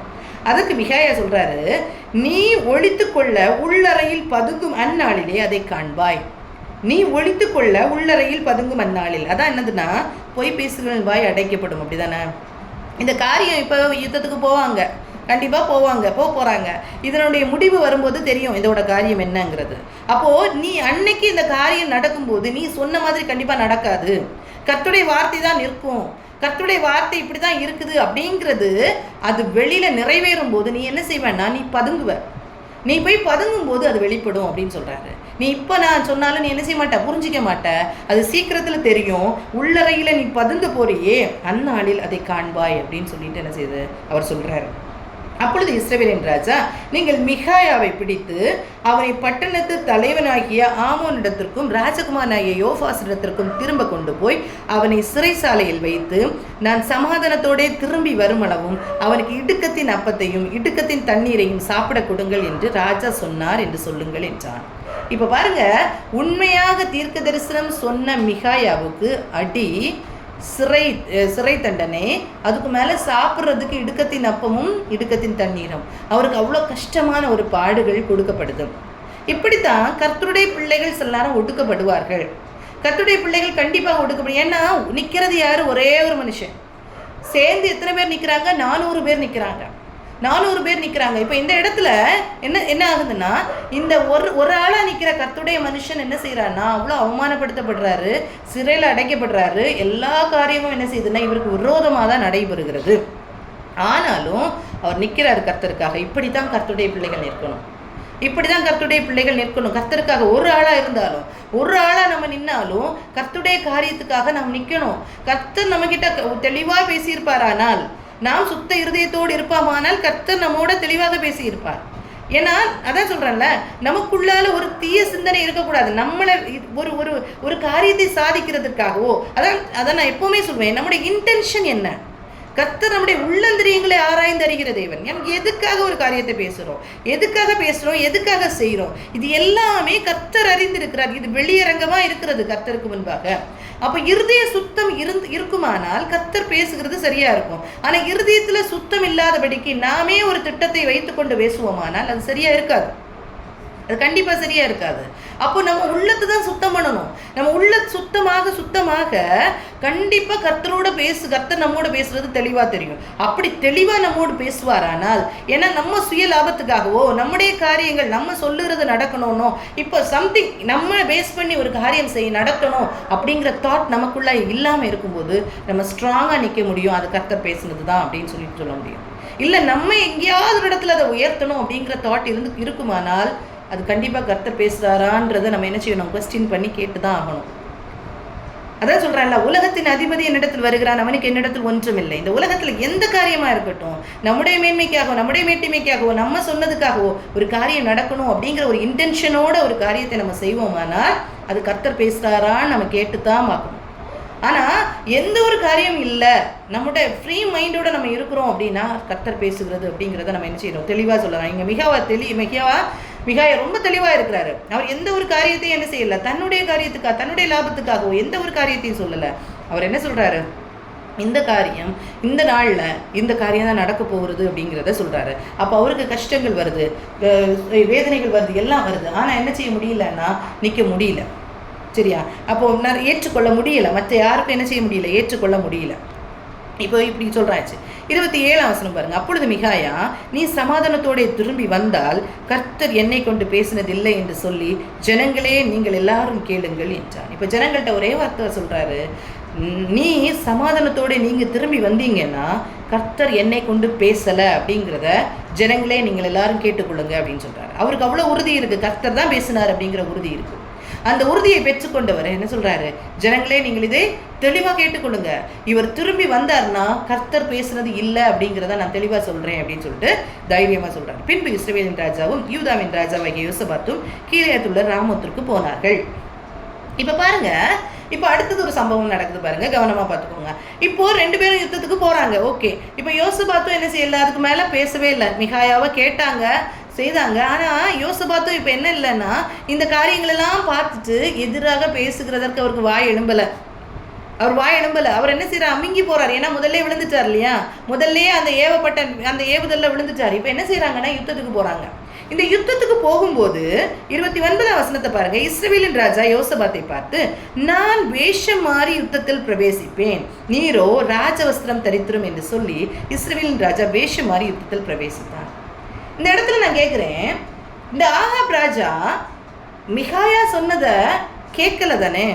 மிகாயா சொல்றது தப்புன்னு தானே சொல்றாரு. அப்போ ஏன் இந்த இடத்துல அவர் வேஷம் மாறணும்? இந்த இடத்துல ஏன் வேஷம் மாறணும்? அப்போ இந்த மிகாயா சொன்னது தப்பு தான், 400 தீர்க்கதரிசிகள் சொன்னதுதான் சரி அப்படின்னா இவர் தைரியமா போயிருந்திருக்கலாம் இல்லையா யுத்தத்துக்கு. ஆனா இந்த இடத்துல அவர் வேஷம் மாறுகிறார். ஏன் வேஷம் மாறுகிறாரு? ஏன்னா இவர் மிகாயா சொல்றது எப்பவுமே சரிதாங்கிறது யாருக்கு தெரியும்? ஆகாபுக்கு தெரியும். இந்த யுத்தத்தில் கண்டிப்பாக வெற்றி கிடைக்குங்கிறது ஆகாபுக்கு தெரியும். ஆனால் தான் மரித்து போவேனோ என்ற ஒரு பயம் அந்த ஆகாபுக்குள்ளால வருது. ஏன்னா அவர் அப்படி தான் சொன்னார், அதுதான் உண்மைங்கிறது தெரியும். இவர் அப்போ என்ன சொல்கிறாருன்னா, நான் வேஷம் மாறி வருகிறேன், நீர் என்ன செய்யும், அப்படி ராஜவஸ்திரம் தரித்து கொண்டுரும் அப்படின்னு சொல்லிட்டு சொல்கிறாங்க. பார்த்தீங்களா? இன்னைக்கும் நீங்கள் பாருங்கள், இன்னைக்கும் கர்த்தருடைய பிள்ளைகளாக இருக்கிற நமக்கு நிறைய சத்தியங்கள் தெரியும், நிறைய காரியங்கள் தெரியும். நம்ம பிள்ளைகளுக்கு தெரியுமா தெரியாதா? தப்பு பண்ணால் இது பண்ணுனா இது நடக்கும், இப்படி பண்ணால் நம்ம ஆண்டவருக்கு பிரியமாக செய்யலை அப்படிங்கிறது தெரியுமான்னு கேட்டால் நல்லா தெரியும் நம்ம பிள்ளைகளுக்கு. இன்னைக்கு ஒரு மெசேஜ் கொடுக்க சொன்னால் கூட அழகாக கொடுப்பாங்க, நல்லா கொடுப்பாங்க. அப்படிப்பட்ட பிள்ளைகள் இன்னைக்கு நம்ம திருச்சபைகளில் உண்டான்னு கேட்டால், நம்ம குடும்பங்களில் உண்டான்னு கேட்டால் உண்டு. ஆனால் எப்போவுமே கர்த்தருடைய பிள்ளைகளாக இருக்கிறாங்களான்னு கேட்டால் இல்லை. ஏன் தெரியுமா? ஏற்றுக்கொள்ளுகிற மனப்பான்மை இன்னைக்கு இல்லை. மனக்கடினம் இன்னைக்கு பிள்ளைகளுக்குள்ளால காணப்படுகிறது. என்னன்னா மனக்கடினம் பிள்ளைகளுக்குள்ளார இருக்கிறது. கர்த்தருடைய வார்த்தையை அசட்டை பண்ணுகிற காரியங்கள் பிள்ளைகளுக்குள்ளார இருக்கிறது. அகந்தையான எண்ணங்கள் எல்லாருக்குமே தெரியும் இல்லை? கிறிஸ்தவர்கள் எல்லாருக்குமே தெரியும். மோட்சம் அப்படிங்கிறது ஒன்று உண்டு, நரகம் அப்படிங்கிறது ஒன்று உண்டு, கர்த்தருக்கு பயப்படுகிற பயம் அப்படிங்கிறது ஒன்று உண்டு அப்படிங்கிறது எல்லாருக்கும் தெரியும். ஏன் நம்ம பயந்து நடக்க முடியல? ஏன் நம்ம பயந்து நடக்கலை? கர்த்தருக்கு பயம் இல்லாதபடிக்கு துணிகரமான பாவத்துக்குள்ளால ஈடுபடுகிறது ஏன்னா மனக்கடினம். தெரியாமல்லாம் இல்லை. இந்த ஆகாபுக்கு எப்படி தெரியுமா? உலக பிரகாரமாக வாழ்ந்து கொண்டிருக்கிற ஆகாபுக்கு எப்படி மிகாயா சொன்னதுதான் நடக்க போகுதுங்கிறது அவருக்கு நல்லா தெரியும். அதனால தான் அவர் வேஷம் மாறுகிறாரு. இதே மாதிரி தான் இன்னைக்கு நாம் கிறிஸ்தவர்களாக இருந்து கொண்டு இருக்கிறோம். நமக்கு கண்ணால் நல்லா தெரியும். நமக்கு இன்னைக்கு ஒரு வாழ்க்கை, நமக்கு நித்தியமான ஒரு வாழ்க்கை பரலோகத்தில் உண்டு, இல்லைன்னா நித்தியமான ஒரு வாழ்க்கை நரகத்தில் உண்டுங்கிறது நல்லா தெரியும். நல்லா தெரிஞ்சிட்டோம். இன்னைக்கு அதை ஏற்றுக்கொள்ளுகிற இருதயம் இல்லை. ஏன்னா மனக்கடினம். அந்த அகந்தை. ஏன் நம்ம ஒப்பு கொடுக்கணும்? ஏன் நம்ம இப்படி இருக்கணும்? ஏன்னா அப்படிப்பட்ட காரியங்கள் வரும்போது சில காரியங்களை நம்ம தாழ்ந்து போக வேண்டிய சூழ்நிலைகள் உண்டு. நம்ம தாழ்ந்து இறங்கி போக வேண்டிய சந்தர்ப்பங்கள் உண்டு. நம்ம இந்த மிகாயா அவமானப்படுத்தப்பட்டார் இல்லையா? கர்த்தருக்காக நிற்கும் போது சில காரியங்கள், ஏன்னா ஆண்டவரே அப்படிதான் நமக்கு கற்று தந்திருக்கிறாரு. நம்ம அப்படிப்பட்ட பாதையில போகணும்னு தான் சொல்லி தந்திருக்கிறாரு. அவமானத்தின் பாதை நமக்கு உண்டுன்னு தான் சொல்லி தந்திருக்கிறாரு. அவருமே அப்படி அவமானப்படுத்தப்பட்டு தான் என்ன செய்தாரு? கர்த்தர் என்ற நாமத்தை பெற்றுக்கொண்டார் அப்படின்னு சொல்லிட்டு சொல்லப்பட்டிருக்கிறது இல்லையா வசனம்?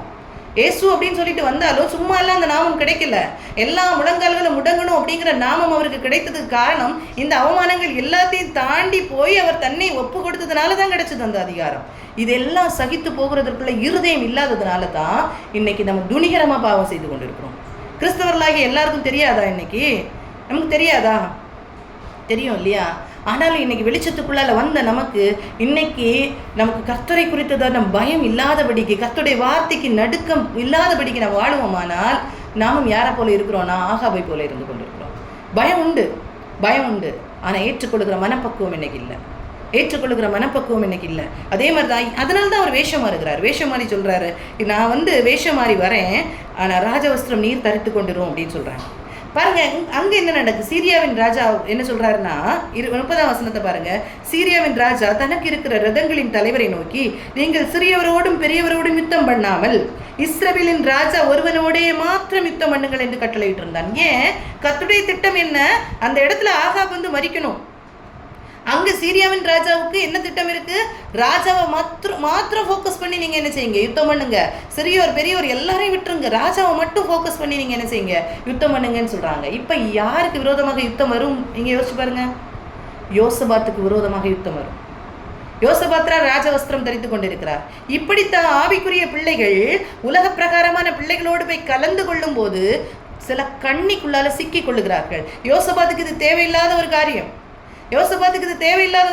ஆனால் தேவையில்லாத ஒரு காரியத்தை உலக பிரகாரமான ஆகாபோடு சேர்ந்து செய்யும் போது இப்ப கண்ணிக்குள்ளால மாட்டிக்கொள்ளுகிறது யாருன்னா யோசபாத் மாட்டிக்கொள்ளுகிறார். இப்ப யுத்தம் நடக்குது பாருங்க.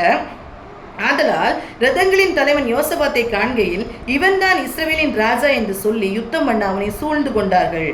அப்பொழுது யோசபாத் கூக்குரலிட்டான். இப்ப இவன் தான் ராஜா அப்படின்னு சொல்லிட்டு யாரை நோக்கி போறாங்க? யோசபாத்தை மாத்திரம் ஃபோக்கஸ் பண்ணி போறாங்க. யார் தப்பிக்கொள்ளுகிறான்? ஆகாப் தப்பிக்கொள்ளுகிறான். ஆகாப் வேஷம் மாதிரி தப்பிக்கொள்ளுகிறான். ஆனா யோசபாத்தை நோக்கி யுத்தம் போய் கொண்டிருக்கிறது. யோசபாத் கூக்குரலிடுகிறான். கர்த்தர் அவனுக்கு அனுசாரியா இருந்தார்.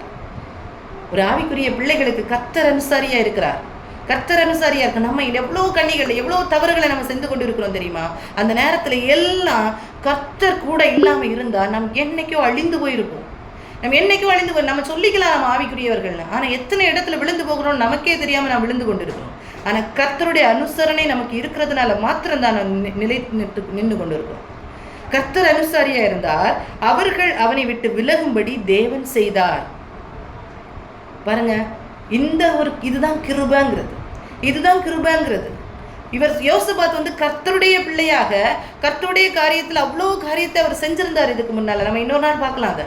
அப்போ அப்படி அவர் செஞ்சதுனால கர்த்தருடைய கிருபை அவர் கிடைக்குது. இப்படித்தான் சில காரியங்கள் நாம் கர்த்தருக்காக செய்யும் போது நாம் சில நேரம் விழுந்து போற நேரத்துல கூட கர்த்தர் கிருபையாக நம்மளை தாங்குகிறார். நான் அது மட்டும் சொல்ல மாட்டேன், நாம் செய்த கிரியையினாலும் மட்டும் நான் சொல்லவே மாட்டேன். நம்ம எத்தனையோ நேரத்தில் நாம் அறியாதபடிக்கு வாழ்ந்து கொண்டிருந்தோம், ஆண்டவரை அறியாதபடிக்கு வாழ்ந்து கொண்டிருந்தோம். ஆனால் இப்போதான் கர்த்தரை அறிந்திருக்கிறோம். ஆனால் இவ்வளவு நாள் நம்மளை நடத்தி கொண்டது நம்முடைய கிரியையினால அல்ல, அவருடைய கிருபையினால மாத்திரம்தான், அவருடைய கிருபையினால மாத்திரம்தான். ஆனால் இந்த யோசபாத்தை குறித்து சொல்லும்போது சொல்கிறேன், நிறைய காரியத்தில் அவர் ஆவிக்குரிய ஒரு மனுஷனாக இருக்கும்போது அவருடைய கூக்குரல், அந்த கடைசி நேரத்தில் அவர் என்ன செய்கிறார், ஆண்டவரை நோக்கி கூப்பிட்டுருப்பார். கண்டிப்பாக அவர் கூக்குரலிடுறார். அந்த கூக்குரலை கர்த்தர் கேட்டு அவருக்கு அனுசாரியாக இருந்தார். கர்த்தர் என்ன செய்தார், மாறி போக பண்ணுகிறார். இவன் இஸ்ரவேலின் ராஜா அல்ல என்று ரதங்களின் தலைவர் கண்டபோது அவனை விட்டு திரும்பினார்கள்.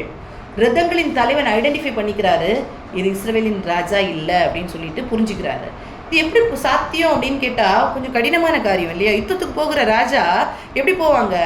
ஃபுல்லாக என்ன செய்வாங்க, அந்த யுத்த வஸ்திரங்கள் எல்லாம் தரித்து கொண்டு இருந்திருப்பாங்க இல்லையா? ஆனால் அந்த இடத்துல, அந்த யுத்த களத்தில் இவர் இஸ்ரவேலின் ராஜா இல்லை அப்படிங்கிறது கண்டுபிடிக்கிறது கொஞ்சம் கடினமான காரியம். ஆனால் கர்த்தர் செய்தார் அதை. இப்படித்தான் கர்த்தர் என்ன செய்வார்னா, எந்த ஒரு காரியத்திலையும் நாம் கர்த்தருடைய பிள்ளைகளாக இருக்கும்போது கர்த்தர் நம்முடைய நாம் விழுகிற கண்ணிகளில் கூட கர்த்தர் நம்மை காப்பாற்றி கொண்டு வருவார். நாம் விழுந்து கொண்டிருக்கிற கண்ணிகளில் கூட கர்த்தர் நம்மை காப்பாற்றி கொண்டு வருவார். சரியா? அப்படி யோசபாத் என்ன செய்கிறார்னா, இந்த இடத்துல காப்பாற்றப்படுகிறார். ஆவிக்குரிய ஒரு மனுஷனாக இருந்த யோசபாத் காப்பாற்றப்படுகிறார். அடுத்த வசனத்தை பாருங்க. ஒருவன் நினையாமல் வில்லை நாணேற்றி எய்தான், அது இஸ்ரவேலின் ராஜாவுடைய கவசத்தின் சந்துகளிடையில் பட்டது. அப்பொழுது அவன் தன் சாரதியை பார்த்து, நீ திரும்பி போய் என்னை இராணுவத்துக்கு அப்பால் கொண்டு போ, எனக்கு காயம் பட்டது என்றான். இங்க பாருங்க, ஒருத்தன் நினையாமல் சும்மா எடுத்து என்ன செய்யறான்னா, ஒரு வில்லை நாணேற்றி எய்கிறான். அது யார்கிட்ட போய் விழுது? ஆகாவுடைய தலையில போய் விழுது. இதுதான் நான் சொல்றேன். கர்த்தருடைய திட்டம் என்ன செய்யாதுன்னா அது மாறாது. எத்தனை வேஷம் மாதிரி நான் நடந்தாலும், எத்தனை மாயமான காரியங்களை நம்ம வெளியில் காட்டி கொண்டிருந்தாலும் கர்த்தருக்கு தெரியாத காரியங்கள் எதுவுமே இல்லை. கர்த்தருடைய திட்டம் தான் நிலை நிற்கும். கர்த்தருடைய திட்டம் தான் நிற்கும் அப்படிங்கிறது இந்த காரியத்தில் நாம் புரிந்து கொண்டோம் இல்லையா? யோசபாத்தும் ஆகாபும் யுத்தத்துக்கு போகிறாங்க. மிகாயா சொல்கிறாரு, யுத்தத்துக்கு போனால் மேய்ப்பன் இருக்க மாட்டாங்க, ஆனால் வெற்றி கிடைக்கும் அப்படின்னு சொல்கிறாங்க. அப்போது அந்த வெற்றி கிடைக்கும் போது கூட அவர் என்ன சொல்கிறார், அந்த நேரத்துலையும் மிகாயா ஒடுக்க தான் படுறாரு. ஆனாலும் வேஷம் மாறி போகிறாங்க. அந்த இடத்துலையும் வேஷம் மாறி போகிறாங்க. ஏன்னா கர்த்தருடைய சத்தத்துக்கு வல்லமை உண்டு, கர்த்தருடைய சத்தம் உண்மையானது அப்படிங்கிறது ஆகாபுக்கும் தெரியும். அப்போ அவர் என்ன செய்கிறாருன்னா இந்த மாதிரி வேஷம் மாறி போகிறாரு. அந்த இடத்துல கூட என்ன செய்கிறாருன்னா யோசபாத் காப்பாற்றப்படுகிறாரு. கண்ணிக்குள்ளாலேருந்து கர்த்தர் விடுதலை பண்ணுறாரு. இப்படித்தான் நிறைய இடத்துல கர்த்தர் நம்மை விடுதலை பண்ணுவார்.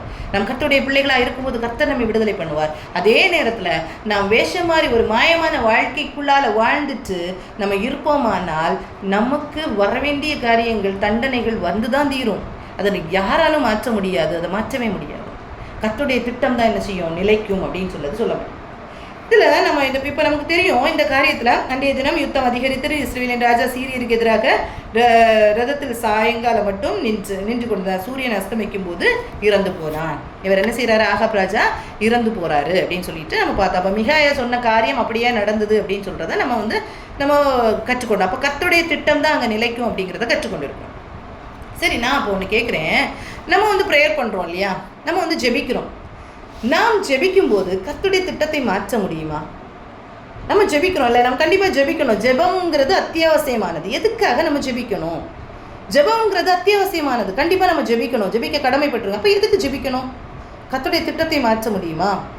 கர்த்தருடைய திட்டத்தை மாற்ற முடியுமான்னு கேட்டால் நோ, மாற்ற முடியாது. நெவர். நம்மளால் மாற்றவே முடியாது. கர்த்தருடைய திட்டத்தை மாற்றவே முடியாது. அப்போ நம்ம எதுக்கு ஜெபிக்கணும் அப்படின்னு கேட்டால், கர்த்தருடைய திட்டத்துக்கு உள்ளால நம்ம வர்றதுக்காக நம்ம ஜெபிக்கணும். நாம் ஜெபிக்கும் போது நாம் கர்த்தருடைய திட்டத்துக்கு உள்ளால வந்துருவோம். சத்துருவின் கண்ணியிலேருந்து நாம் விடுதலை பண்ணப்படுவோம். சத்துருவின் திட்டத்தை நாம் அவமாக்கி போட முடியும். நாம் ஜெபிக்க கர்த்தரோடு நாம் இணைந்து நாம் ஜெபிக்க நாம் கர்த்தரின் திட்டத்துக்குள்ளால வருவோம். சாத்தானின் திட்டங்கள் நிர்மூலமாக்கப்படும். நமக்கு எதிராக வைத்திருக்கிற கண்ணிகள் ஆட்டோமேட்டிக்காக என்ன செய்யும், அது உடைந்து போகும். நம்ம எதிராக இருக்கிற கண்ணிகள் ஆட்டோமேட்டிக்காக போகும். சாத்தானை பற்றின அறிவு நமக்கு வேணும். சாத்தானை பற்றின அறிவு, எதிரியை குறித்ததான அறிவு நமக்கு வேணும். சாத்தான் எப்படி நம்ம குடும்பத்தில் போராடுவான், நாம் கர்த்தருக்காக நிற்கும் போது எத்தனை சமாதான குறைச்சலை கொண்டு வருவான் தெரியுமா, எத்தனை பிரச்சனைகளை கொண்டு வருவான் தெரியுமா. இதெல்லாம் சத்ருவால வந்தது அப்படிங்கிற அந்த அறிவு நமக்கு வேணும். ஆனால் நாம் கர்த்தரோடு நெருங்கி வாழுகிற வாழ்க்கையை தான் நாம் வாழணும். நம் ஜெயிக்கிற வாழ்க்கை வாழணும்னா நம் சத்ருவை பார்த்து பார்த்து பயந்து ஐயோ அவன் அடிச்சிருவானோ, அவன் அழித்து போடுவானோ அப்படின்னு நினச்சி நம்ம வாழ தேவையில்லை. நம் எதிரியுடைய காரியம் தந்திரம் நமக்கு தெரிந்திருக்கணும், அவனுடைய தந்திரம் நமக்கு தெரிந்திருக்கணும். ஆனால் நாம் கர்த்தரோடு சார்ந்து வாழும்போது கர்த்தர் எல்லா காரியத்தையும் நமக்காக செய்து முடிப்பார். எதிரியை பார்த்து அவன் அடிச்சிருவானோ, அவன் செஞ்சிருவானோ, அவங்க அப்படி பண்ணிடுவாங்களோ, இப்படி எந்த பயமும் நம்ம பயந்து வாழணும்னு தேவை கிடையாது. நம்ம பயந்து வாழணும்னு இல்லை. நம் கர்த்தரோடு இணைந்திருப்போமானால் கர்த்தர் நமக்கு என்ன செய்வார்னா பாதுகாவலாக இருப்பார். நமக்கு விரோதமாக காணப்படுகிற கண்ணிகள் எல்லாத்துலேருந்து கர்த்தர் விடுதலை தருவார். அப்படிப்பட்ட ஒரு வாழ்க்கை வரும். அதுதான் கர்த்தரோடு நம்ம இணைந்து வாழுகிற வாழ்க்கை. கர்த்தர் கூட பாருங்க, இயேசுவானவரை நீங்கள் பார்த்தீங்கன்னா தெரியும். இயேசு கெத்செமனே தோட்டத்தில் என்ன செய்வார்னா அழுவார். நீங்கள் லூக்கா 22ஆம் அதிகாரத்தை எடுத்துக்கொள்ளலாம். லூக்கா 22ஆம் அதிகாரம். இந்த லூக்கா 22ஆம் அதிகாரம் 40 முதல் 44 வரைக்கும் உள்ள வசனத்தை நீங்கள் பார்த்தீங்கன்னா அந்த இடத்துல அழகாக சொல்லப்பட்டிருக்கும். இயேசு என்ன செய்கிறாருன்னா மனுஷ உருவெடுத்து வந்திருக்கிறார் இல்லையா, மனுஷனா இந்த உலகத்தில் வந்திருக்கிறாரு. அப்போ இயேசு மனுஷனா இந்த உலகத்தில் வந்து அந்த சிலுவையின் பாடுகளை ஏற்றுக்கொள்ளணும் அப்படிங்கிறது தேவனுடைய திட்டம். அந்த திட்டத்துக்குள்ளால போகிறதற்கு இயேசுவுக்கு அவ்வளோ கடினமாக இருந்தது. அந்த கடினமாக இருந்ததுனால தான் அவர் என்ன செய்கிறாருன்னா ஜெபிக்கிறார். என்ன ஜெபிக்கிறார்? பிதாவே, இந்த பாத்திரம் என்னை விட்டு நீங்க கூடுமானால் நீங்கட்டும், ஆனால் அது உம்முடைய சித்தத்தின்படி நடக்கட்டும்னு சொல்றாரு. உமக்கு சித்தமானால் நடக்கட்டும் அப்படின்னு சொல்றாரு. அப்போ மீனிங் என்னன்னா, ஏன் நீங்க வேண்டுமானால் நீங்கட்டும் ஜெபிக்கிறாருன்னா ஆண்டவருக்கு அதை ஏற்றுக்கொள்ளுகிறதற்கு முழுமையான ஒரு ஒப்படைப்பு இல்லை. ஏன் அப்படின்னா கண்டிப்பா இந்த பாவத்தை நான் சுமக்கும் போது பிதாவின் முகம் மறைக்கப்படும் அப்படிங்கிறது அவருக்கு தெரியும். இந்த அவமானங்களை பார்த்து பயந்தோ, இந்த கஷ்டங்களை பார்த்து பயந்தோ இல்லை, அந்த காரியத்துக்காக இல்லை. அது அவருக்கு நல்லா தெரியும். அதெல்லாம் சகித்து கொள்ளுவார். ஆனால் எதை சகிக்க முடியாது அவருக்குன்னா பிதாவின் முகம் மறைக்கப்படுமே அப்படிங்கிறத சகிக்கிறதற்கு அவருக்கு கடினமாக இருந்தது. அதனால தான் அவர் ஜெபிக்கிறார் பாருங்க. அந்த இடத்துல நீங்கள் 40ஆம் வசனத்தில் பாருங்க, அவ்விடத்தில் சேர்ந்த பொழுது அவர் அவர்களை நோக்கி நீங்கள் சோதனைக்குட்படாதபடிக்கு ஜெபம் பண்ணுங்கள் என்று சொல்லி அவர்களை விட்டு கல்லறை தூரம் அப்புறம் போய் முழங்கால் படியிட்டு, பிதாவே, உமக்கு சித்தமானால் இந்த பாத்திரம் என்னை விட்டு நீங்கும்படி செய்யும், ஆயினும் என்னுடைய சித்தத்தின்படி அல்ல உம்முடைய சித்தத்தின்படி ஆக கடவுது என்று ஜெபம் பண்ணினார். பாருங்க, இந்த ஜெபம் பண்ணினாரு இயேசு, இந்த ஜெபம் பண்ணினாரு. ஆனா அந்த திட்டம் மாற்றப்பட்டதா, இந்த பாத்திரம் நீக்கப்பட்டதா அப்படின்னு கேட்டா இல்லை. இந்த பாத்திரம் நீக்கப்படலை. அடுத்த வசனம் நீங்க பாருங்க, அப்பொழுது வானத்திலிருந்து ஒரு தூதன் தோன்றி அவரை பலப்படுத்தினான். வானத்திலிருந்து ஒரு தூதன் தோன்றி அவரை பலப்படுத்தினான். அப்போ இயேசு ஜெபிக்கிற தன்னுடைய இயலாமையை சொல்லி, தன்னுடைய முடியாது ஆண்டவரே இது கடினமா இருக்கு அப்படின்னு சொல்லிட்டு இயேசு ஒரு மனிதராக இருக்கும்போது அவர் ஜெபிக்கிறார் பாருங்க. நம்முடைய இயலாமைகளை சொல்லி ஜெபிக்கும் போது அங்க என்ன நடக்கும்னா ஒரு தூதன் என்ன செய்யறான் வந்து இயேசுவை என்ன செய்யறாராம் பலப்படுத்துறாரா. இந்த பாத்திரத்துக்குள்ளால நீ நடந்து போகிறதற்கு, இந்த திட்டத்துக்குள்ளால கடந்து போகிறதற்குள்ள பலனை தருகிறது யாருன்னா கர்த்தர். இந்த திட்டத்துக்குள்ள போகிறதுக்குள்ள பலனை தருகிறது கர்த்தர். அப்போ எதுக்கு ஜெபிக்கணும்னா இப்படிதான் ஜெபிக்கணும். இந்த காரியம் இப்படி நடக்கணும் ஆண்டவரேன்னு சொல்லி நம்ம ஜெபிக்க கூடாது. கர்த்தாவே உம்முடைய சித்தத்தின்படி இந்த காரியம் நடக்கட்டும். அதனால தான் வசனம் பிலிப்பியர்ல கூட சொல்லுவார் தெரியுமா, பிலிப்பியர் 4ஆம் அதிகாரம் 6 முதல் அந்த வசனத்தை பாருங்க, 6, 7 அந்த வசனத்தை பார்த்தீங்கன்னா, நீங்கள் ஒன்றுக்கும் கவலைப்படாமல் எல்லாவற்றையும் குறித்து உங்கள் விண்ணப்பங்களை ஸ்தோத்திரத்தோட கூடிய ஜெபத்தினாலும் வேண்டுதலினாலும் தேவனுக்கு தெரியப்படுத்துங்கள். அப்போ நம்ம இந்த ஜெபத்தினாலும் ஸ்தோத்திரத்தினாலும் தேவனுக்கு என்ன செய்யுங்க, தெரியப்படுத்துங்கள். அப்போ நம்ம நினைக்கிறோம் நம்ம ஜெபிச்ச உடனே இந்த காரியம் நடைபெறணும் அப்படின்னு நம்ம நினைக்கிறோம். கண்டிப்பா இந்த காரியம் நடைபெறுமான்னு கேட்டா கர்த்தருடைய திட்டமானால் கர்த்தருடைய சித்தமானால் நடைபெறும். அப்படி இல்லைன்னா நடைபெறாது. அதனால்தான் அடுத்த வசனம் சொல்லுது, அப்பொழுது எல்லா புத்திக்கும் மேலான தேவ சமாதானம் உங்கள் இருதயங்களை உங்கள் சிந்தைகளையும் கிறிஸ்து இயேசுவுக்குள்ளாக காத்துக்கொள்ளும். கர்த்தருடைய திட்டம் நிறைவேறும். ஆனால் கர்த்தர் என்ன செய்வார்னா நம்மளை தேற்றுவார், நமக்கு சமாதானத்தை தருவார். நம்ம ஜெபிக்கிற காரியங்கள் எல்லாம் நடக்கும் அப்படின்னா நடக்காது. சரியா? நம்ம அதனால் ப்ரேயர் அப்படிங்கிறது என்ன அப்படின்னா கர்த்தருடைய சித்தத்துக்கு ஒப்பு கொடுப்பது தான் ப்ரேயர். கர்த்தருடைய சித்தத்துக்கு ஒப்பு கொடுப்பது தான் ப்ரேயர். கர்த்தருடைய சித்தத்துக்கு நமக்கு சில காரியங்கள் நம்ம ஒரு ஹார்டான டைமுக்குள்ளால போயிட்டுருக்கோம், சில நேரம் சூழ்நிலைகள் நம்மளை அழுத்தி கொண்டு இருக்கிறது அப்படின்னு சொன்னால் யார்கிட்டையும் சொல்ல முடியாத ஒரு சூழ்நிலையாக இருக்கலாம். நம்ம அப்படி நொந்து போய் இருக்கிற சூழ்நிலையாக இருக்கலாம். ஆனால் கர்த்தர்கிட்ட போய் நம்ம ஜெபிக்கும் போது, ஆண்டவரே இது கடினமாக இருக்குன்னு சொன்னால் உடனே அந்த சூழ்நிலை மாறி போகுமா அப்படின்னு கேட்டால் மாறி போகாது. சில நேரம் அது கர்த்தருடைய திட்டமாக இருந்தால் மாறி போகும். அது கர்த்தருடைய திட்டத்துக்கு இல்லை, நம்மளை உருவாக்குகிற ஒரு காரியமாக இருக்குமானால் அது மாறி போகாது. ஆனால் தேவ சமாதானம் நமக்கு கிடைக்கும். ஏசுக்கு கிடைச்சதில்ல, கெத்செமனே தோட்டத்தில் அதே தான் சொல்லியிருக்குல்ல. அப்பொழுது வானத்திலிருந்து ஒரு தூதன் தோன்றி அவரை பலப்படுத்தினான். அவர் மிகவும் வியாகுலப்பட்டு அதிக ஊக்கத்தோடைய ஜெபம் பண்ணினார். அவருடைய வேர்வை இரத்தத்தின் பெருந்துளிகளாக தரையிலே விழுந்தது. எந்த அளவுக்கு டென்ஷனாக இருந்திருப்பார் பாருங்க, எந்த அளவு டென்ஷனாக இருந்திருப்பாங்க இயேசு. ஒரு வேர்வை இரத்தத்தின் பெருந்துளிகளாய் விழுந்தது அப்படின்னா எந்த அளவுக்கு டென்ஷன் ஆயிருப்பாங்கன்னா, அந்த நர்வ்ஸ் எல்லாம் பிரேக் ஆகி அது வெளியே வடிகிற அளவுக்கு அவ்வளோ டென்ஷன், அவ்வளோ ப்ரெஷர் அவருக்குள்ளால இருந்திருக்கு. இன்றைக்கி அப்படிப்பட்ட ப்ரெஷர் நமக்குள்ளால இல்லை. நமக்கு யாருக்காவது அப்படிப்பட்ட ப்ரெஷர் இருக்கா? அப்படிப்பட்ட ப்ரெஷர் இருக்கா? ஆனால் இந்த ப்ரெஷர் எதுக்காக தெரியுமா வந்துருச்சு இயேசுக்கு? பிதாவின் முகம் மறைக்கப்படுமே, பிதாவின் முகம் மறைக்கப்படுமே, அந்த ஒரு காரியத்துக்காக தான் இவ்வளோத்துக்கு அவர் டென்ஷன் ஆகிறாரு. இவ்வளோ காரியம் அதுக்காக தான் வருது. நமக்கு இன்றைக்கி எதுக்காக கலக்கம், எதுக்காக டென்ஷன்ஸ்? இன்னைக்கு உலகத்தில் எத்தனை காரியங்கள் நடக்கலை, நாம் நினைக்கிற மாதிரி இந்த காரியம் நடக்கலையே அப்படின்னு சொல்லிட்டு வீணான கவலைக்குள்ளால தானே நம்ம போகிறோம். வீணான ஸ்ட்ரெஸ்ஸுக்குள்ளால தானே நம்ம போகிறோம். ஸ்ட்ரெஸ் ஏன் வருது? இந்த காரியம் இப்படி நடக்கணும் அப்படின்னு நம்ம டிசைட் பண்ணுறது நடக்காமல் இருக்கும்போது தான் ஸ்ட்ரெஸ் வருது. இந்த ஸ்ட்ரெஸ்ஸுக்குள்ளே நீங்கள் ஸ்ட்ரெஸ்ஸு டிப்ரெஷன் அப்படின்னு சொல்லிட்டு இன்றைக்கி மாடர்னாக சொல்லிட்டு போகலாம். ஆனால் காரணம் என்ன தெரியுமா? காரியம் என்ன தெரியுமா? நாம் ஒரு திட்டம் வகிச்சிருப்போம், இப்படி நடக்கணும், இந்த காரியம் இப்படி இருக்கணும் அப்படின்னு சொல்லிட்டு நாம் டிசைன் பண்ணிட்டு நாம் பாட்டுக்கு அதுக்காக ப்ரேயர் பண்ணிகிட்டு இருப்போம். அது நடக்காத நேரத்தில் இல்லை, நம்ம ப்ரேயர் பண்ணாமல் இப்படி தான் நடக்கணும் அப்படின்னு சொல்லிட்டு இருக்கிற காரியங்கள் உண்டு. கண்டிப்பாக ப்ரேயர் பண்ணால் கர்த்தர் ஏதோ ஒரு வழியை வச்சுருப்பார். இல்லை, நம்ம இப்படி நம்ம இப்படி தான் நடக்கணும், இப்படி தான் இருக்கணும் அப்படின்னு நம்ம நினச்சிட்டு இருப்போம். ஆனால் அதுதான் நம்மளை ஸ்ட்ரெஸ்ஸுக்குள்ளால் கொண்டு போகுது, அதுதான் நம்மளை டிப்ரெஷனுக்குள்ளால கொண்டு போகுது. அப்படி விழாதபடிக்கு நம்ம பார்த்துக்கொள்வோம். ஏன்னா சத்துரு நம்மளை என்ன செய்வான்னா சோர்ந்து போக தான் பண்ணுவான். சத்துரு நம்மளை சோர்ந்து போக தான் பண்ணுவான். கண்டினியூஸாக அந்த லூக்கா நீங்கள் வாசிச்சிங்கன்னா தெரியும் பாருங்கள், 45 அந்த வேர்ஸை பாருங்கள். அவர் ஜெபம் பண்ணி முடித்து எழுந்திருந்து தம்முடைய சீஷரிடத்தில் வந்து அவர்கள் துக்கத்தினாலே நித்திரை பண்ணுகிறதை கண்டு. நாமும் இன்னைக்கு நிறைய நேரத்தில் பண்ணுற தவறு இதுதான். நமக்குள்ளால ஒரு காரியம் நடக்கலை, ஒரு காரியம் இல்லை, சூழ்நிலை ஏதோ நம்மளை அமுத்துது, ஏதோ ஒரு காரியம் கடினங்கள் வருதுன்னா நமக்குள்ளால ஆட்டோமேட்டிக்காக என்ன வரும்? துக்கம் வரும் இல்லையா? அந்த துக்கம் அவங்க என்ன செய்கிறாங்கன்னா தூங்கி போகிறாங்க, நித்திரை பண்ணுகிறாங்க இல்லையா? நம்ம இன்னைக்கு செய்கிற காரியம் அதானே. நமக்கு ஒரு காரியம் நடக்கலைன்னா நமக்கு துக்கம் வருது. நமக்கு பிள்ளைகளுக்கு ஒரு காரியம்னா நமக்கு துக்கம் வருது. ஐயோ பிள்ளை இப்படி இருக்குதே அப்படின்னு சொல்லிட்டு நமக்கு துக்கம் வருது. அந்த துக்கத்தினால தூங்கி போகிறோமா, இல்லை ஒரு துக்கம் வரும்போது கர்த்தரோடு நம்ம என்ன செய்கிறோம்னா ப்ரேயர் பண்ணுறோமா? ஆண்டவரே இதை என்ன தாண்டி செல்லுகிறதுக்குள்ள பலன் இல்லை அப்படின்னு கர்த்தர்கிட்ட சொல்கிறோமா? துக்கத்தில் தூங்கி போகிறாங்க. அப்படி போகும்போது அவங்க என்ன செய்கிறாங்கன்னா சோதனைக்கு உட்பட்டு போகிறாங்க. அந்த சோதனையை ஜெயிக்கிறதுக்கு பலன் இல்லாதவர்களாக போகிறாங்க. அந்த சிலுவை நடுவில் நிற்கக்கூடாதவர்களாக அவங்க போகிறாங்க.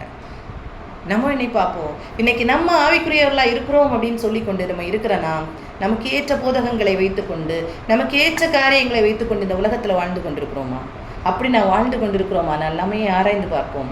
அது என்றைக்குமே அது தோற்று போகும். கர்த்தருடைய திட்டம் மாத்திரமே நிலைத்து நிற்கும். கர்த்தருடைய திட்டத்துக்குள்ளால நான் வரணும். ஆண்டவரே உம்முடைய திட்டத்துக்குள்ளால என்னை கொண்டு வாருங்கன்னு சொல்லிட்டு நம்ம கேட்போம். ஆனால் உண்மையிலே சொல்லுவோம், நான் கர்த்தருடைய திட்டத்துக்குள்ளால வருவோம். ஒரு காரியம் நம்ம சொல்லுவோம், கர்த்தருடைய திட்டம், கர்த்தருடைய சித்தம் என்ன தெரியுமா? கர்த்தருடைய சித்தம் எல்லா ஜனங்களும் ரட்சிக்கப்பட வேண்டும் அப்படிங்கிறது தான் கர்த்தருடைய சித்தம். கர்த்தருடைய சித்தத்துக்கும் கர்த்தருடைய திட்டத்துக்கும் வித்தியாசம் உண்டு. கர்த்தருடைய சித்தம் அப்படிங்கிறது எல்லா ஜனங்களும் ரட்சிக்கப்பட வேண்டும் அப்படிங்கிறது தான் கர்த்தருடைய சித்தம். ஆனால் திட்டம் என்ன தெரியுமா? மீட்டெடுக்கப்பட்ட ஜனங்களில் ஒருவன் ஏற்றுக்கொள்ளப்படுவான், ஒருவன் கைவிடப்படுவான். 50-50 தான் போகும். பரலோக ராஜ்யத்துக்குள்ளால 50-50 தான் போகும். அதுதான் திட்டம். ஸோ அந்த திட்டத்துக்குள்ளால நாம் வரணும்னா நாம் கர்த்தரிடத்தில் ஒப்பு கொடுக்கணும். கர்த்தருடைய சித்தம் எல்லாரும் ரட்சிக்கப்பட வேண்டும், எல்லாரும் அந்த திட்டத்துக்குள்ளால வரணும் அப்படிங்கிறது தான் கர்த்தருடைய சித்தம். அதனால தான் எல்லாருக்காகவும் தன்னுடைய ஜீவனை கொடுத்தாரு, எல்லாருக்காகவும் அந்த காரியத்தை செய்தார், எல்லாருக்காகவும் புறஜாதிகள் இந்த உலகத்தில் இருக்க எல்லா மனுஷனுக்காகவும் தான் கர்த்தர் செய்தார். ஆனால் கர்த்தருடைய திட்டத்துக்குள்ளால வரணும்னா மனுஷனும் என்ன செய்யணும்னா தன்னுடைய அந்த காரியத்தை என்ன செய்யணும்? உடன்படுத்தி கொள்ளணும். கர்த்தருடைய திட்டத்துக்குள்ளால வர்றதுக்கு தன்னை அர்ப்பணித்து கொள்ளணும். அதுக்குள்ள காரியத்தை செய்யணும். அந்த காரியத்தை செய்யும்போது நாமும் கர்த்தரும் இணையும் போது தான் அவருடைய திட்டம் செயல்படுத்தப்பட முடியும். கர்த்தருடைய திட்டம் தனியாக அவர் செய்ய முடியாது, மனிதனோடு இணைந்து தான் அவர் செய்ய முடியும். மனிதனோடு இணைந்து செய்ய முடியும். அதுக்காக தான் நிறைய போதகங்கள் கொடுக்கப்படுது. நோவா காலத்திலிருந்தே எல்லா காரியமும் சொல்லப்பட்டது தான். ஆனால் மக்கள் ஏற்றுக்கொள்கிற மனம் இல்லை. கர்த்தருக்கு மனுஷனுக்கு தெரியாமல்லாம் இல்லை, அதுவும் கிறிஸ்தவர்களுக்கு தெரியாமல்லாம் இல்லை. கர்த்தர் ஒருத்தர் உண்டு, நாம் நியாயத்துக்கு முன்னா நிற்க போனோம் அப்படிங்கிறது உண்டு, எல்லாம் தெரியும். ஆனாலும் இன்னைக்கு ஏற்றுக்கொள்கிறதற்குள்ள மன கடினம் இன்னைக்கு இல்லை. இன்னைக்கு அப்படிதான் இருக்கு. ஆகாபை போல ஏற்றுக்கொள்கிறதற்குள்ள இருதயம் இல்லை. ஆகாப் எப்படி வேஷம் மாறினாரோ அதே மாதிரி இன்னைக்கு வேஷம் மாறி எப்படி நாம் ஒவ்வொரு காரியத்திலையும் தப்பி தப்பி வாழ்ந்து கொள்ளலாம்னு வாழ்ந்து கொண்டிருக்கிறோம். ஆனால் முடிவு கண்டிப்பாக அழிவாக போகும். முடிவு கண்டிப்பாக அழிவாக போகும். நம் ஞாபகத்தில் வைத்துக்கொள்ளும். இப்படிப்பட்ட காரியங்கள் நமக்குள்ளால இருக்கவே கூடாது. இப்படிப்பட்ட சிந்தனைகள் நமக்குள்ளால இருக்கக்கூடாது. கர்த்தருடைய திட்டத்துக்குள்ளால நம்ம வரணும். நம்முடைய சுய லாபத்துக்காகவும் நம்முடைய சுய காரியங்களுக்காக எந்த ஒரு காரியத்தை நம்ம என்ன செய்யக்கூடாது, செய்யவே கூடாது. இப்படிப்பட்ட காரியங்கள் தான் கர்த்தருடைய திட்டம் தான் என்றைக்கும் நிலை நிற்கும். என்றைக்கும் நிற்பது கர்த்தருடைய திட்டம் தான். அவருடைய திட்டத்துக்குள்ளால நம்ம வர்றதுக்கு நம்ம அர்ப்பணிப்போம். சில நேரத்தில் கடினமாக இருக்கலாம், கஷ்டமாக இருக்கலாம், ஆண்டவரே முடியல அப்படின்னு சொல்லலாம். அந்த கர்த்தருடைய கிருபையும் பலனும் நம்மளை கண்டிப்பாக தாங்கி கொள்ளும். தேவன் செய்வது எதுவோ அது என்றைக்கும் நிலைக்கும் என்று அறிவேன். அதனோட ஒன்றும் கூட்டவும் கூடாது, அதிலிருந்து ஒன்றும் குறைக்கவும் கூடாது. மனுஷர் தமது சமூகத்தில் பயந்திருக்கும்படி தேவன் இப்படி செய்து வருகிறார். இந்த திட்டத்துக்குள்ளால தான் நம்ம இருக்கிறோம். இந்த திட்டத்துக்குள்ளால நான் வரணுமே ஆண்டவரே அப்படின்னு சொல்லிட்டு நாம் கர்த்தரை நோக்கி பார்க்கலாமா? இந்த காரியத்தை எல்லாம் மனதில் வைத்து நம்ம ஜெபிப்போமா? நம்முடைய குடும்பத்தில் உள்ள மக்களாக இருக்கட்டும், நம்முடைய கூட பிறந்தவர்களாக இருக்கட்டும், நம்ம சமுதாயத்தில் இருக்கிற மக்களாக இருக்கட்டும், திருச்சபையின் மக்களாக இருக்கட்டும், ஒவ்வொருவரையும் நம்ம மனதில் கொண்டு வந்து நம்ம ஜெபிக்கலாமா? எத்தனை பேர் இன்னைக்கு கர்த்தருடைய திட்டத்துக்கு விலகி நிற்கிறார்கள் தெரியுமா? எத்தனை பேர் கர்த்தருடைய திட்டத்துக்கு விலகி நிற்கிறாங்க தெரியுமா? நம்ம குடும்பத்தின் மக்கள் இன்னைக்கு விலகி நிற்கிறாங்க தெரியுமா? நம்முடைய திருச்சபையின் மக்கள் விலகி நிற்கிறாங்கல்ல. ஏன்? மனக்கடினம். அந்த மனக்கடினம் மாறணும் அப்படின்னு சொல்லிட்டு நம்ம ஜெபிக்கலாமா? எல்லாரும் நமக்கு தெரிந்த எல்லாரையும் மனதில் கொண்டு வந்து இப்படிப்பட்ட காரியத்துக்கு விலகி இருக்கணுமே ஆண்டவரேன்னு சொல்லிட்டு ஆண்டவர்கிட்ட ஒப்பு கொடுத்து நம்ம ஜெபிக்கலாமா? ஜெபிப்போம். ஸ்தோத்திரம் கர்த்தாவே, ஸ்தோத்திரம் தகப்பனே, அப்பா உமக்கு நன்றி ராஜாவே, நன்றி தகப்பனே, நன்றி ராஜாவே. அப்பா ஆண்டவரே, கர்த்தாவே உம்முடைய திட்டமே அப்பா ஆண்டவரே என்றைக்கும் நிலைக்குங்கிறது ஆண்டவரே கற்று தந்தீங்க தகப்பனே. உம்முடைய சித்தம் ஆண்டவரே எல்லாரும் ரட்சிக்கப்பட வேண்டும் என்பது உம்முடைய சித்தம் அல்லவோ ராஜாவே? உம்முடைய சித்தம் அது அல்லவோ தகப்பனே ஆண்டவரே? ஆனால் உம்முடைய சித்தத்தை புரிந்து கொள்ளாதபடிக்கு தகப்பனே அப்பா உம்முடைய திட்டத்துக்குள்ளால வரதுக்கு அப்பா மனமில்லாதபடிக்கு ஆண்டவரே அப்பா இன்னைக்கு எத்தனை பேர் அப்பா ஆகாபை போல வாழ்ந்து கொண்டிருக்கிறோம் தகப்பனே. அப்பா எங்களுக்கு ஏற்ற போதகத்தை ஆண்டவரே, எங்களுக்கு ஏற்ற வசனங்களை எடுத்துக்கொண்டு தகப்பனே வாழ்ந்து கொண்டிருக்கிற ஒரு கூட்டமாக ஆண்டவரே அப்பா உலக பிரகாரமான ஒரு வாழ்க்கையோடு இருந்து கொண்டிருக்கிற ஆண்டவரே ஜனங்களாக ஆண்டவரே நாங்கள் இருக்கிறோமே தகப்பனே அப்பா ஆண்டவரே. எங்க குடும்பம் இருக்கிறதே அப்பா, எங்க திருச்சபை இருக்கிறதே அப்பா, எங்க சமுதாயம் இருக்கிறதே தகப்பனே அப்பா ஆண்டவரே. ஒவ்வொருவரும் உங்களுடைய கண்கள் முன்னால் ஆண்டவரே, எங்க கண்கள் முன்னால கொண்டு வருகிறோம் ராஜாவே. ஒவ்வொருவரையும் உங்களுடைய கரத்துல கொண்டு வருகிறோம் தகப்பனே. உண்மை குறித்து மடுக்கம் இல்லாதபடிக்கப்பா, பயம் இல்லாதபடிக்கப்பா ஆண்டவரே. ஒரு மாயமான வாழ்க்கை வாழ்ந்து கொண்டு தகப்பனே அப்பா ஆண்டவரே தங்களுடைய வாழ்க்கையை கெடுத்து கொண்டிருக்கிற ஒவ்வொருவரையும் உடைய கரத்துல தருகிற தகப்பனே உமக்கு நன்றி அப்பா, நன்றி ராஜாவே. அப்பா விடுதலை கொடுக்கிற தேவன் அப்பா ஆண்டவரே. இந்த நேரத்தில் ஆண்டவரே யார் யார் எங்க கண்களில் முன்னாலா ஆண்டவரே நீங்க கொண்டு வருகிறீங்களப்பா அவங்களுக்காக நாங்கள் ஜெபிக்கிறோம் ராஜாவே ஆண்டவரே. அப்பா விடுதலை கொடுக்கிற தேவன் நீர் தகப்பனே. இன்னைக்கு சத்துருவின் ஆண்டவரே அப்பா பிடிக்குள்ளால எத்தனை ஜனங்களப்பா எங்களுடைய வாலிப பிள்ளைகள் தகப்பனே அப்பா எங்க குடும்பத்தின் பிள்ளைகள் இருந்து கொண்டு இருக்கிறார்களே ராஜாவே ஆண்டவரே. அதிலிருந்து நீர் விடுதலை கொடுக்க வேண்டுமாறு ஜெபிக்கிறோம் தகப்பனே ஆண்டவரே. உண்மை பற்றின காரியத்தை எத்தனை முறை சொன்னாலும் ஆண்டவரே கேட்கிறது மனம் இல்லாதபடிக்கு ஆண்டவரே அப்பா செவிகள் அடைக்கப்பட்டதாக தகப்பனே, கண்கள் குருடாக்கப்பட்டதாக தகப்பனே, இருதயம் கட்டினப்பட்டு ஆண்டவரே அப்பா காணப்பட்டிருக்கிற ஜனங்கள் அப்பா இருந்து கொண்டிருக்கிறார்களே தகப்பனே ஆண்டவரே. ஒவ்வொருவரையும் உடைய கரத்துல தருகிறோம் தகப்பனே, ஒவ்வொருவரையும் உடைய கரத்துல தருகிறோம் தகப்பனே. அப்பா இந்த நேரத்தில் ஆண்டவரே, இந்த நேரத்தில் தகப்பனே விடுதலை கொடுப்பீராக ஆண்டவரே. அப்பா ஆண்டவரே விடுதலை கொடுப்பீராக ராஜாவே. எல்லாரும் மனதில் கொண்டு வருவோமே.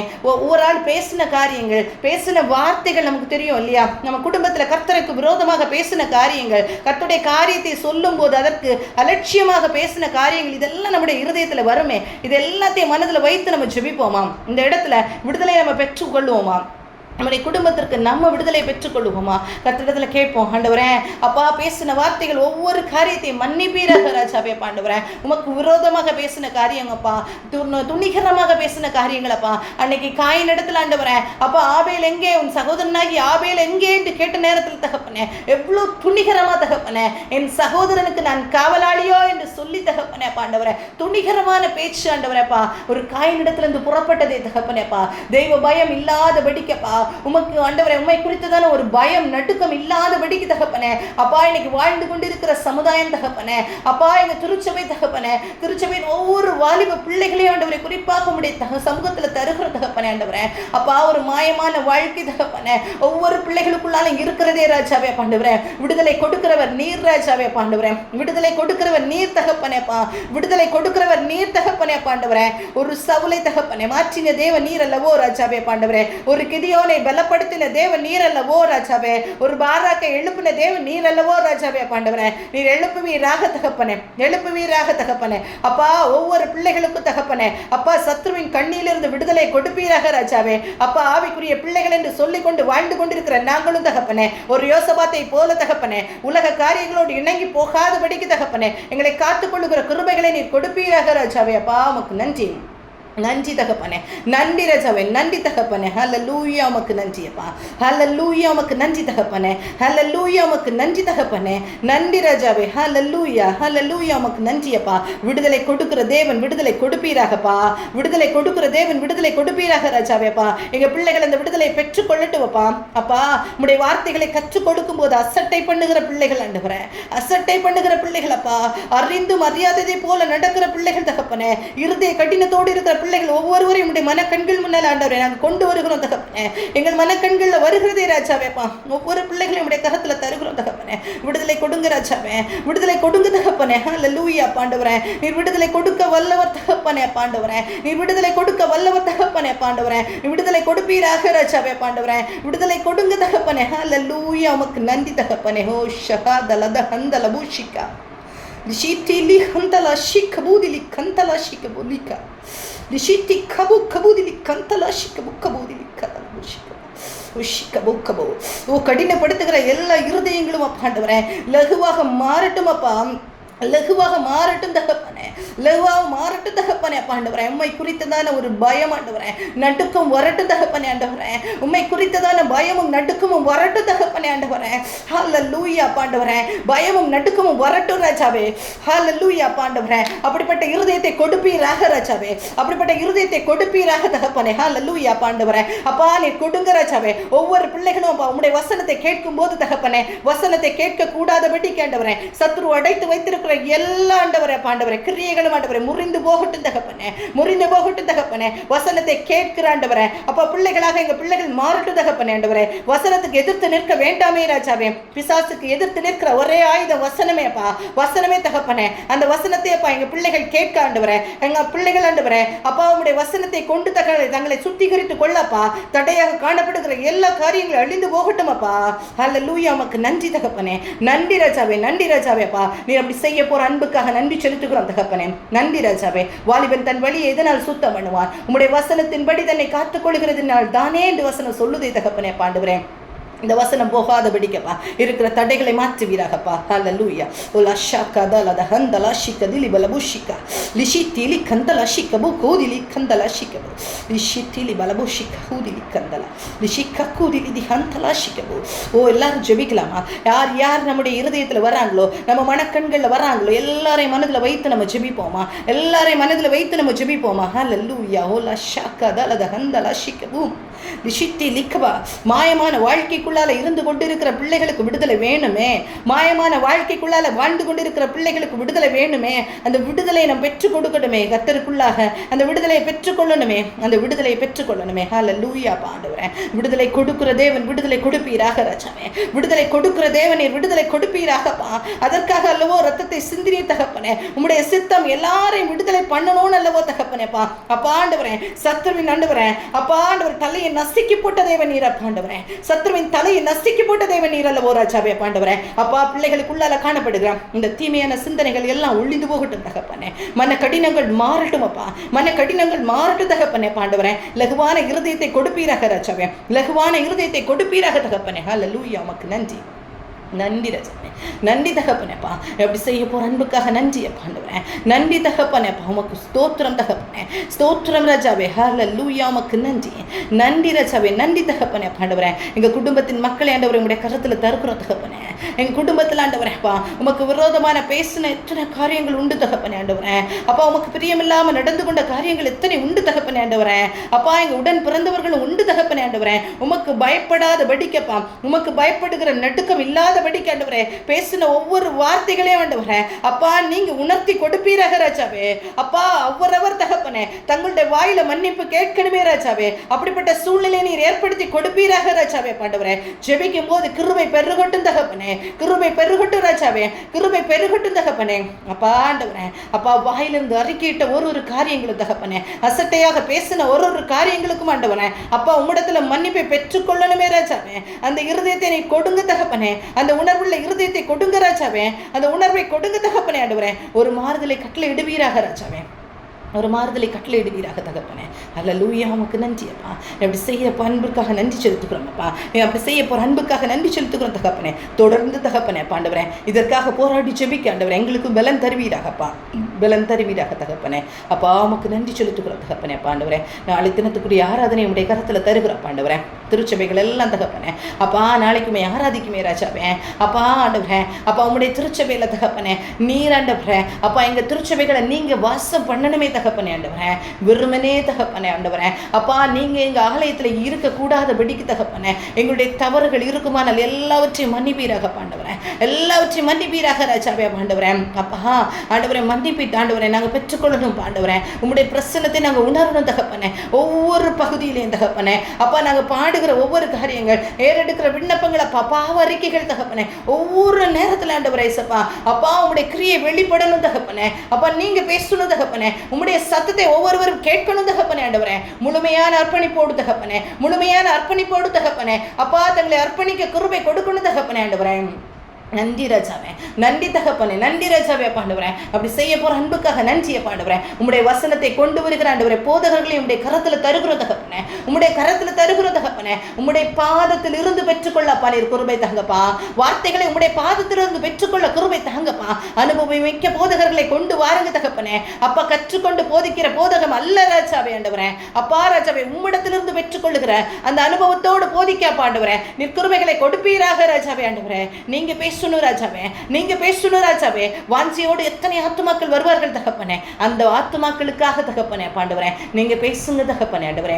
ஒரு நாள் அப்பா அப்பா மோசே தகப்பனே ஆண்டவரே அப்பா கர்த்தாவே அந்த கண்மலையை பார்த்து பேசு என்று சொன்ன நேரத்தில் ஆண்டவரே பேசாதபடிக்கு அடித்த நேரத்தில் ஆண்டவரே கண்மலையிலிருந்து தண்ணீர் புறப்பட்டதே அப்பா. அதே மாதிரி ஆண்டவரே அப்பா நீங்க புறப்பட பண்ணுங்க தகப்பனே ஆண்டவரே. ஊழியக்காரர்களை உடைய கரத்துல தருகிறோம்ப்பா. ஆமா ஆமேன் தகப்பனே. உமக்கு கீழ்ப்படியாதபடிக்கு தகப்பனே எந்த வார்த்தைகளும் தகப்பனே அவங்க வாயிலிருந்து வரக்கூடாதப்பா. உமக்கு கீழ்ப்படிதல் அவர்களுக்குள்ளால இருக்கணும் தகப்பனே. எந்த ஒரு காரியத்தா இருந்தாலும் தகப்பனே அது மாம்சத்தினால ஜெயிக்காதபடிக்கப்பா, ஆவினால ஜெயிக்காண்டவரே. நீர் கிருபைகளை ஒவ்வொரு போதகர்களுக்கும் கொடுப்பீராக தகப்பனே. அப்பா தங்களுக்கு கொடுக்கப்பட்ட தாளந்துகளை பாண்டவரே அப்பா ஆண்டவரே உம்மிடத்துல கொடுக்கும் போது தகப்பனே ஒரு 5 அப்பத்தையும் 2 மீனையும் ஆண்டவரே அப்பா ஆண்டவரே உம்மிடத்துல கொடுத்த போது அநேகருக்கு பிரயோஜனமாக மாற்றினீங்களே தகப்பனே. அதே போல தகப்பனே, அதே போல பாண்டவரே நீ மாற்ற போகிற அன்புக்காக நன்றி செலுத்துகிறோம் தகப்பனே. எப்போதும் ஆண்டவரே உம்முடைய சமூகத்தில் இருந்து பெற்றுக்கொண்டு ஆண்டவரே அப்பா ஆண்டவரே மக்களுக்கு கொடுக்கும் போது தகப்பனே அது பிரயோஜனமானதாக இருக்குமே அப்பா. அநேகருக்கு அது பிரயோஜனமாக இருக்குமே தகப்பனே. எடுத்து பயன்படுத்த முடியுமே தகப்பனே. அப்படி பயன்படுத்துங்கப்பா, ஒவ்வொருவரையும் பயன்படுத்துங்க தகப்பனே பாண்டவரே. அப்பா கர்த்தாவே நாளைக்கு திருச்சபையில தகப்பனே ஆண்டவரே அப்பா ஆண்டவரே திருவிருந்தை ஆசிரிக்க இருக்கிறோமே தகப்பனே. உம்மோடு ஆண்டவரே ஐக்கியப்படுகிற ஒரு இடமாக தகப்பனே, எங்களுடைய பாவங்களை அறிக்கை எடுக்கிற இடமாக தகப்பனே, உம்மோடு நாங்கள் இணைந்து கொள்ளுகிற இடமாக ஆண்டவரேன் அந்த இடம் இருக்குமே தகப்பனே.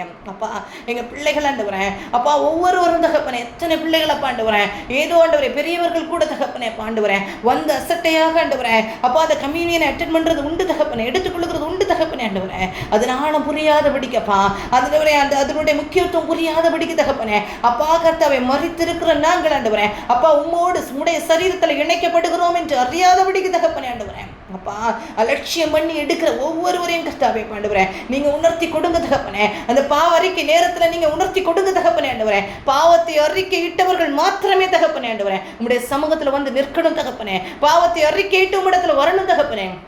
அதுக்குள்ள கிருபைகளை கொடுங்கப்பா, அதுக்குள்ள கிருபைகளை கொடுங்க ராஜாவே ஆண்டவரே. அப்படிப்பட்ட காரியங்களப்பா எங்கள் திருச்சபைகளை நடக்கட்டு தகப்பனேப்பா. அப்பா ஆண்டவரே, அப்பா உங்களுடைய கோபம் ஆண்டவரே ஒரு நிமிஷம் தகப்பனே, அது எங்களால் தாங்க முடியாதே ராஜாவே. அதற்கு நாங்கள் ஆண்டவரை உட்படாதபடிக்கு தகப்பனே, நாங்களும் எங்கள் சந்ததிகளும் தகப்பனே, எங்கள் திருச்சபை மக்களும் எங்கள் குடும்பத்தின் மக்களும் ஆண்டவரை காக்கப்படப்பா. நிற்குருபைகளை தருவீராக ராஜாவே, நிற்குருபைகளை தருவீராக தகப்பனே ஆண்டவரே. நீ அப்படி செய்ய போகிற அன்புக்காக நன்றி செலுத்துகிறோம் தகப்பனே. அப்போ ஒவ்வொரு திருச்சபையில் இருந்தப்பா ஆண்டவரே, அப்பா ஆண்டவரை உண்மை நோக்கி கூப்பிடுகிற ஆண்டவரை பிள்ளைகளை எழுப்புவீராக ராஜாவேப்பா. உண்மை நோக்கி கூப்பிடுகிற பிள்ளைகளை எழுப்புவீராக ராஜாவே. கடைசி நாட்களில் நாங்கள் இருந்து கொண்டிருக்கிறோமே ராஜாவே ஆண்டவரே. அப்பா உண்மை விடாதபடிக்கு பற்றி கொள்ளப்பா, பிடித்து கொள்ளப்பா. நிற்குருபைகளை தர வேண்டுமா ஜெபிக்கிறோம் தகப்பனே ஆண்டவரே. சிறு வயது முதலப்பா உமக்கு ஏற்ற சிற்சையில எங்கள் பிள்ளைகளை வளர்க்கிறதுக்குள்ள ஞானத்தையும் போதகத்தையும் நீர் தருவீராக தகப்பனே. அப்பா நீர் ஆண்டவரே எங்களை நேசிக்கிறீரப்பா. உங்களுடைய சித்தமே எங்களை மீட்டுக் கொடுக்கிறதப்பா. எங்களுக்கு கற்று தந்தீரப்பா. உடைய வாழ்க்கையின் மூலமாக கற்று தந்திருக்கிறீ தகப்பனே ஆண்டவரே. கடைசி வரைக்கும் உண்மை பின்பற்றி வரணும்னு சொல்லி கொடுத்துருக்கீங்க தகப்பனே. அப்படியே வாழுகிறதுக்குள்ள ஒரு இருதயத்தை அப்பா எங்களுக்கு தாருங்கப்பா. உலகத்தோடு ஒத்த வேஷத்தை தரிக்காதபடிக்கு தகப்பனே. அப்பா ஒரு மிகாய ஆண்டவரே, எத்தனை துன்பம் வந்த நேரத்தினோப்பா, எத்தனை பாடுகள் வந்த நேரத்தினோப்பா ஆண்டவரே. அப்பா உமக்காக நின்னாரே தகப்பனே. அப்பா அந்த தெளிவோடு நின்னாரே தகப்பனே. அந்த தெளிவை எங்களுக்கு தருவீராகப்பா, அந்த தெளிவை எங்களுக்கு தருவீராக தகப்பனே. அது உம்மிடத்துல இருக்கும்போது எங்களை பெற்றுக்கொள்ள முடியுமே தகப்பனே ஆண்டவரே. நாங்கள் உலகத்துக்கு உலகத்துக்கு உப்பாக ஆண்டவரே நாங்களும் வாழப்பா. நீர் கிருபைகளை தர வேண்டுமா ஜெபிக்கிறோம் தகப்பனே. அல்லேலூயா. உமக்கு நன்றி, நன்றி தகப்பனே. அப்படி செய்த அன்புக்காக நன்றி செலுத்துகிறோம். ஸ்தோத்திரம் தகப்பனேப்பா. நீர் செய்வது வாய்க்கும் தகப்பனே. நீர் செய்ய நினைத்தது தடைபட யாராலும் முடியாது ராஜாவே ஆண்டவரே. மனுஷர் உமக்கு முன்பாக பயந்து நடுங்கி இருக்கணுமே தகப்பனே. அப்படி இருக்கிறதற்குள்ள கிருபைகளை நீர் தருவீராகப்பா. நீர் ஆண்டவரே, நீ செய்ய நினைத்த காரியங்கள் தடைபடாதப்பா ஆண்டவரே. உம்முடைய திட்டம் என்றைக்கும் நிலைக்கும் அப்பா. அதில் ஒன்றும் கூட்டவும் முடியாது, ஒன்றும் குறைக்கவும் கூடாது தகப்பனே ஆண்டவரே. அப்படி செய்ய போற அன்புக்காக நன்றி செலுத்துக்கிறோம்ப்பா. உங்களுடைய திட்டத்துக்குள்ளே நாங்கள் வர்றாப்பா. நீர் கிருபைகளை தர வேண்டுமா ஜெபிக்கிறோம்ப்பா. உங்களுடைய திட்டத்துக்குள்ளால நாங்கள் வர்றாப்பா ஆண்டவரே. இந்த அண்டர்ஸ்டாண்டிங்குள்ளால நாங்கள் வர்றா தகப்பனே. நீர் கிருபைகளை தர வேண்டுமா ஜெபிக்கிறோம் தகப்பனே. தாழ்த்துக்கிறோம், ஒப்பு கொடுக்குறோம் அப்பா. இந்த கூடுகளை இணைந்து கொண்டு ஒவ்வொருவரையும் உடைய கரத்தில் தருகிறோம்ப்பா. ஒவ்வொருவரையும் உடைய கரத்தில் தருகிறோம் தகப்பனே ஆண்டவரே. ஒவ்வொருவரையும் உடைய கரத்தில் தருகிறோம் ஆண்டவரே. அப்பா தேவையோடு வந்திருக்கலாம் தகப்பனே. எவ்வளோ காரியங்கள் இருக்கலாம் தகப்பனே. உண்மை பற்றி அறிந்து கொள்ள வேண்டும் வாஞ்சியோடு ஆண்டவரே. இந்த இடத்துல வந்தவர்கள் உண்டு தகப்பனே ஆண்டவரே. என்னென்ன காரியமா இருந்தாலும் தகப்பனே அப்பா ராஜாவேப்பா, உண்மை பற்றின வாஞ்சியோடு நாங்கள் இருக்கும்போதப்பா எங்களுக்கு விரோதமாக இருக்கிற எல்லா சத்ருவின் கிரியைகளும் அழிக்கப்பட்டு போகுமே தகப்பனே ஆண்டவரே.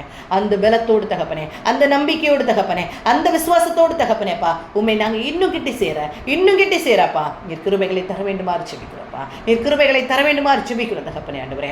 அப்பா ஆண்டவரே, தாகமுள்ள ஆத்துமாக்களைப்பா, வாஞ்சி உள்ள ஆத்துமாக்களை திருப்தியாக்குகிற தேவனப்பா ஆண்டவரே. திருப்தியாக்கி அனுப்புவீராக தகப்பனே, திருப்தியாக்கி அனுப்புவீராக தகப்பனே அப்பா. உமக்கு நன்றி, நன்றி, நன்றி தகப்பனே அப்பா ஆண்டவரே. எங்களை முற்றிலுமாக உடைய சமூகத்தில் தாழ்த்தி தருகிறோம். குறைகள் குற்றங்கள் எல்லாவற்றையும் மன்னிங்கப்பா. எல்லா மகிமையும்ப்பா நீங்களே எடுத்துக்கொள்ளுங்கப்பா. எல்லா மகிமையும் நீங்களே எடுத்துக்கொள்ளுங்க ராஜாவேப்பா. உடைய சமூகத்தில் தாழ்த்துக்கிறோம். இப்போ இயேசு ஜெபத்தை ஏற்றுக்கொள்ள நல்ல பிதாவே, ஆமென். எல்லாரும் சேர்ந்து சொல்லலாம். என் ஆத்துமாவே கர்த்தரை ஸ்தோத்திரி, என் முள்ளுள்ளமே உடைய பரிசுத்த நாமத்தை ஸ்தோத்திரி. என் ஆத்துமாவே கர்த்தரை ஸ்தோத்திரி, கர்த்தர் செய்த சகல உபகாரங்களை மறவாதே. ஆமென். இந்த வார்த்தையின் மூலம் கர்த்தர் நம்மை ஆசீர்வதிப்பாராக. இந்த வாரம் முழுவதும் இந்த காரியத்தில் நம்ம யோசிப்போம். யோசித்து பாருங்கள், நம்ம என்ன செஞ்சு கொண்டு இருக்கிறோம், நம்முடைய வாழ்க்கை முறை எப்படி இருக்கிறது, கர்த்தருக்கு பிரியமான ஒரு வாழ்க்கை நமக்குள்ளே இருக்கிறதா அப்படிங்கிற காரியத்தை எல்லாம் நம்ம சிந்தித்து பார்ப்போம். கர்த்தருக்கு பிரியமான ஒரு வாழ்க்கை நமக்குள்ளால இந்த வெளிப்படுமானால் கண்டிப்பாக நம்ம என்ன செய்வோம்னா கர்த்தருக்கு பிரியமாக வாழ முடியும். கர்த்தர் எல்லா கண்ணிகளையும் நீக்கி நம்மளை விடுவிப்பார். கண்டிப்பாக நாம் சாத்தனை பார்த்து பயப்படவே வேண்டாம், தேவையில்லை. கர்த்தரோடு நெருங்கும் போது எல்லா கண்ணிகளையும் நம்ம வீட்டு தெரிப்புண்டு போவோம். ஒரு யோசபாத்து கர்த்தருடைய பிள்ளையாக இருக்கும்போது எப்படி தெரிப்புண்டு போனதோ அதுபோல தெரிப்புணும். ஆனால் மாயமான ஒரு வாழ்க்கைக்குள்ளால நம்ம வாழ்ந்து விடவே கூடாது. ஒரு ஆகாபி போல வேஷம் மாறின ஒரு வாழ்க்கை நான் வாழ்ந்து விடவே கூடாது. கர்த்தருடைய திட்டம் தான் நடக்கும், கர்த்தருடைய செய்கை தான் நடக்கும்.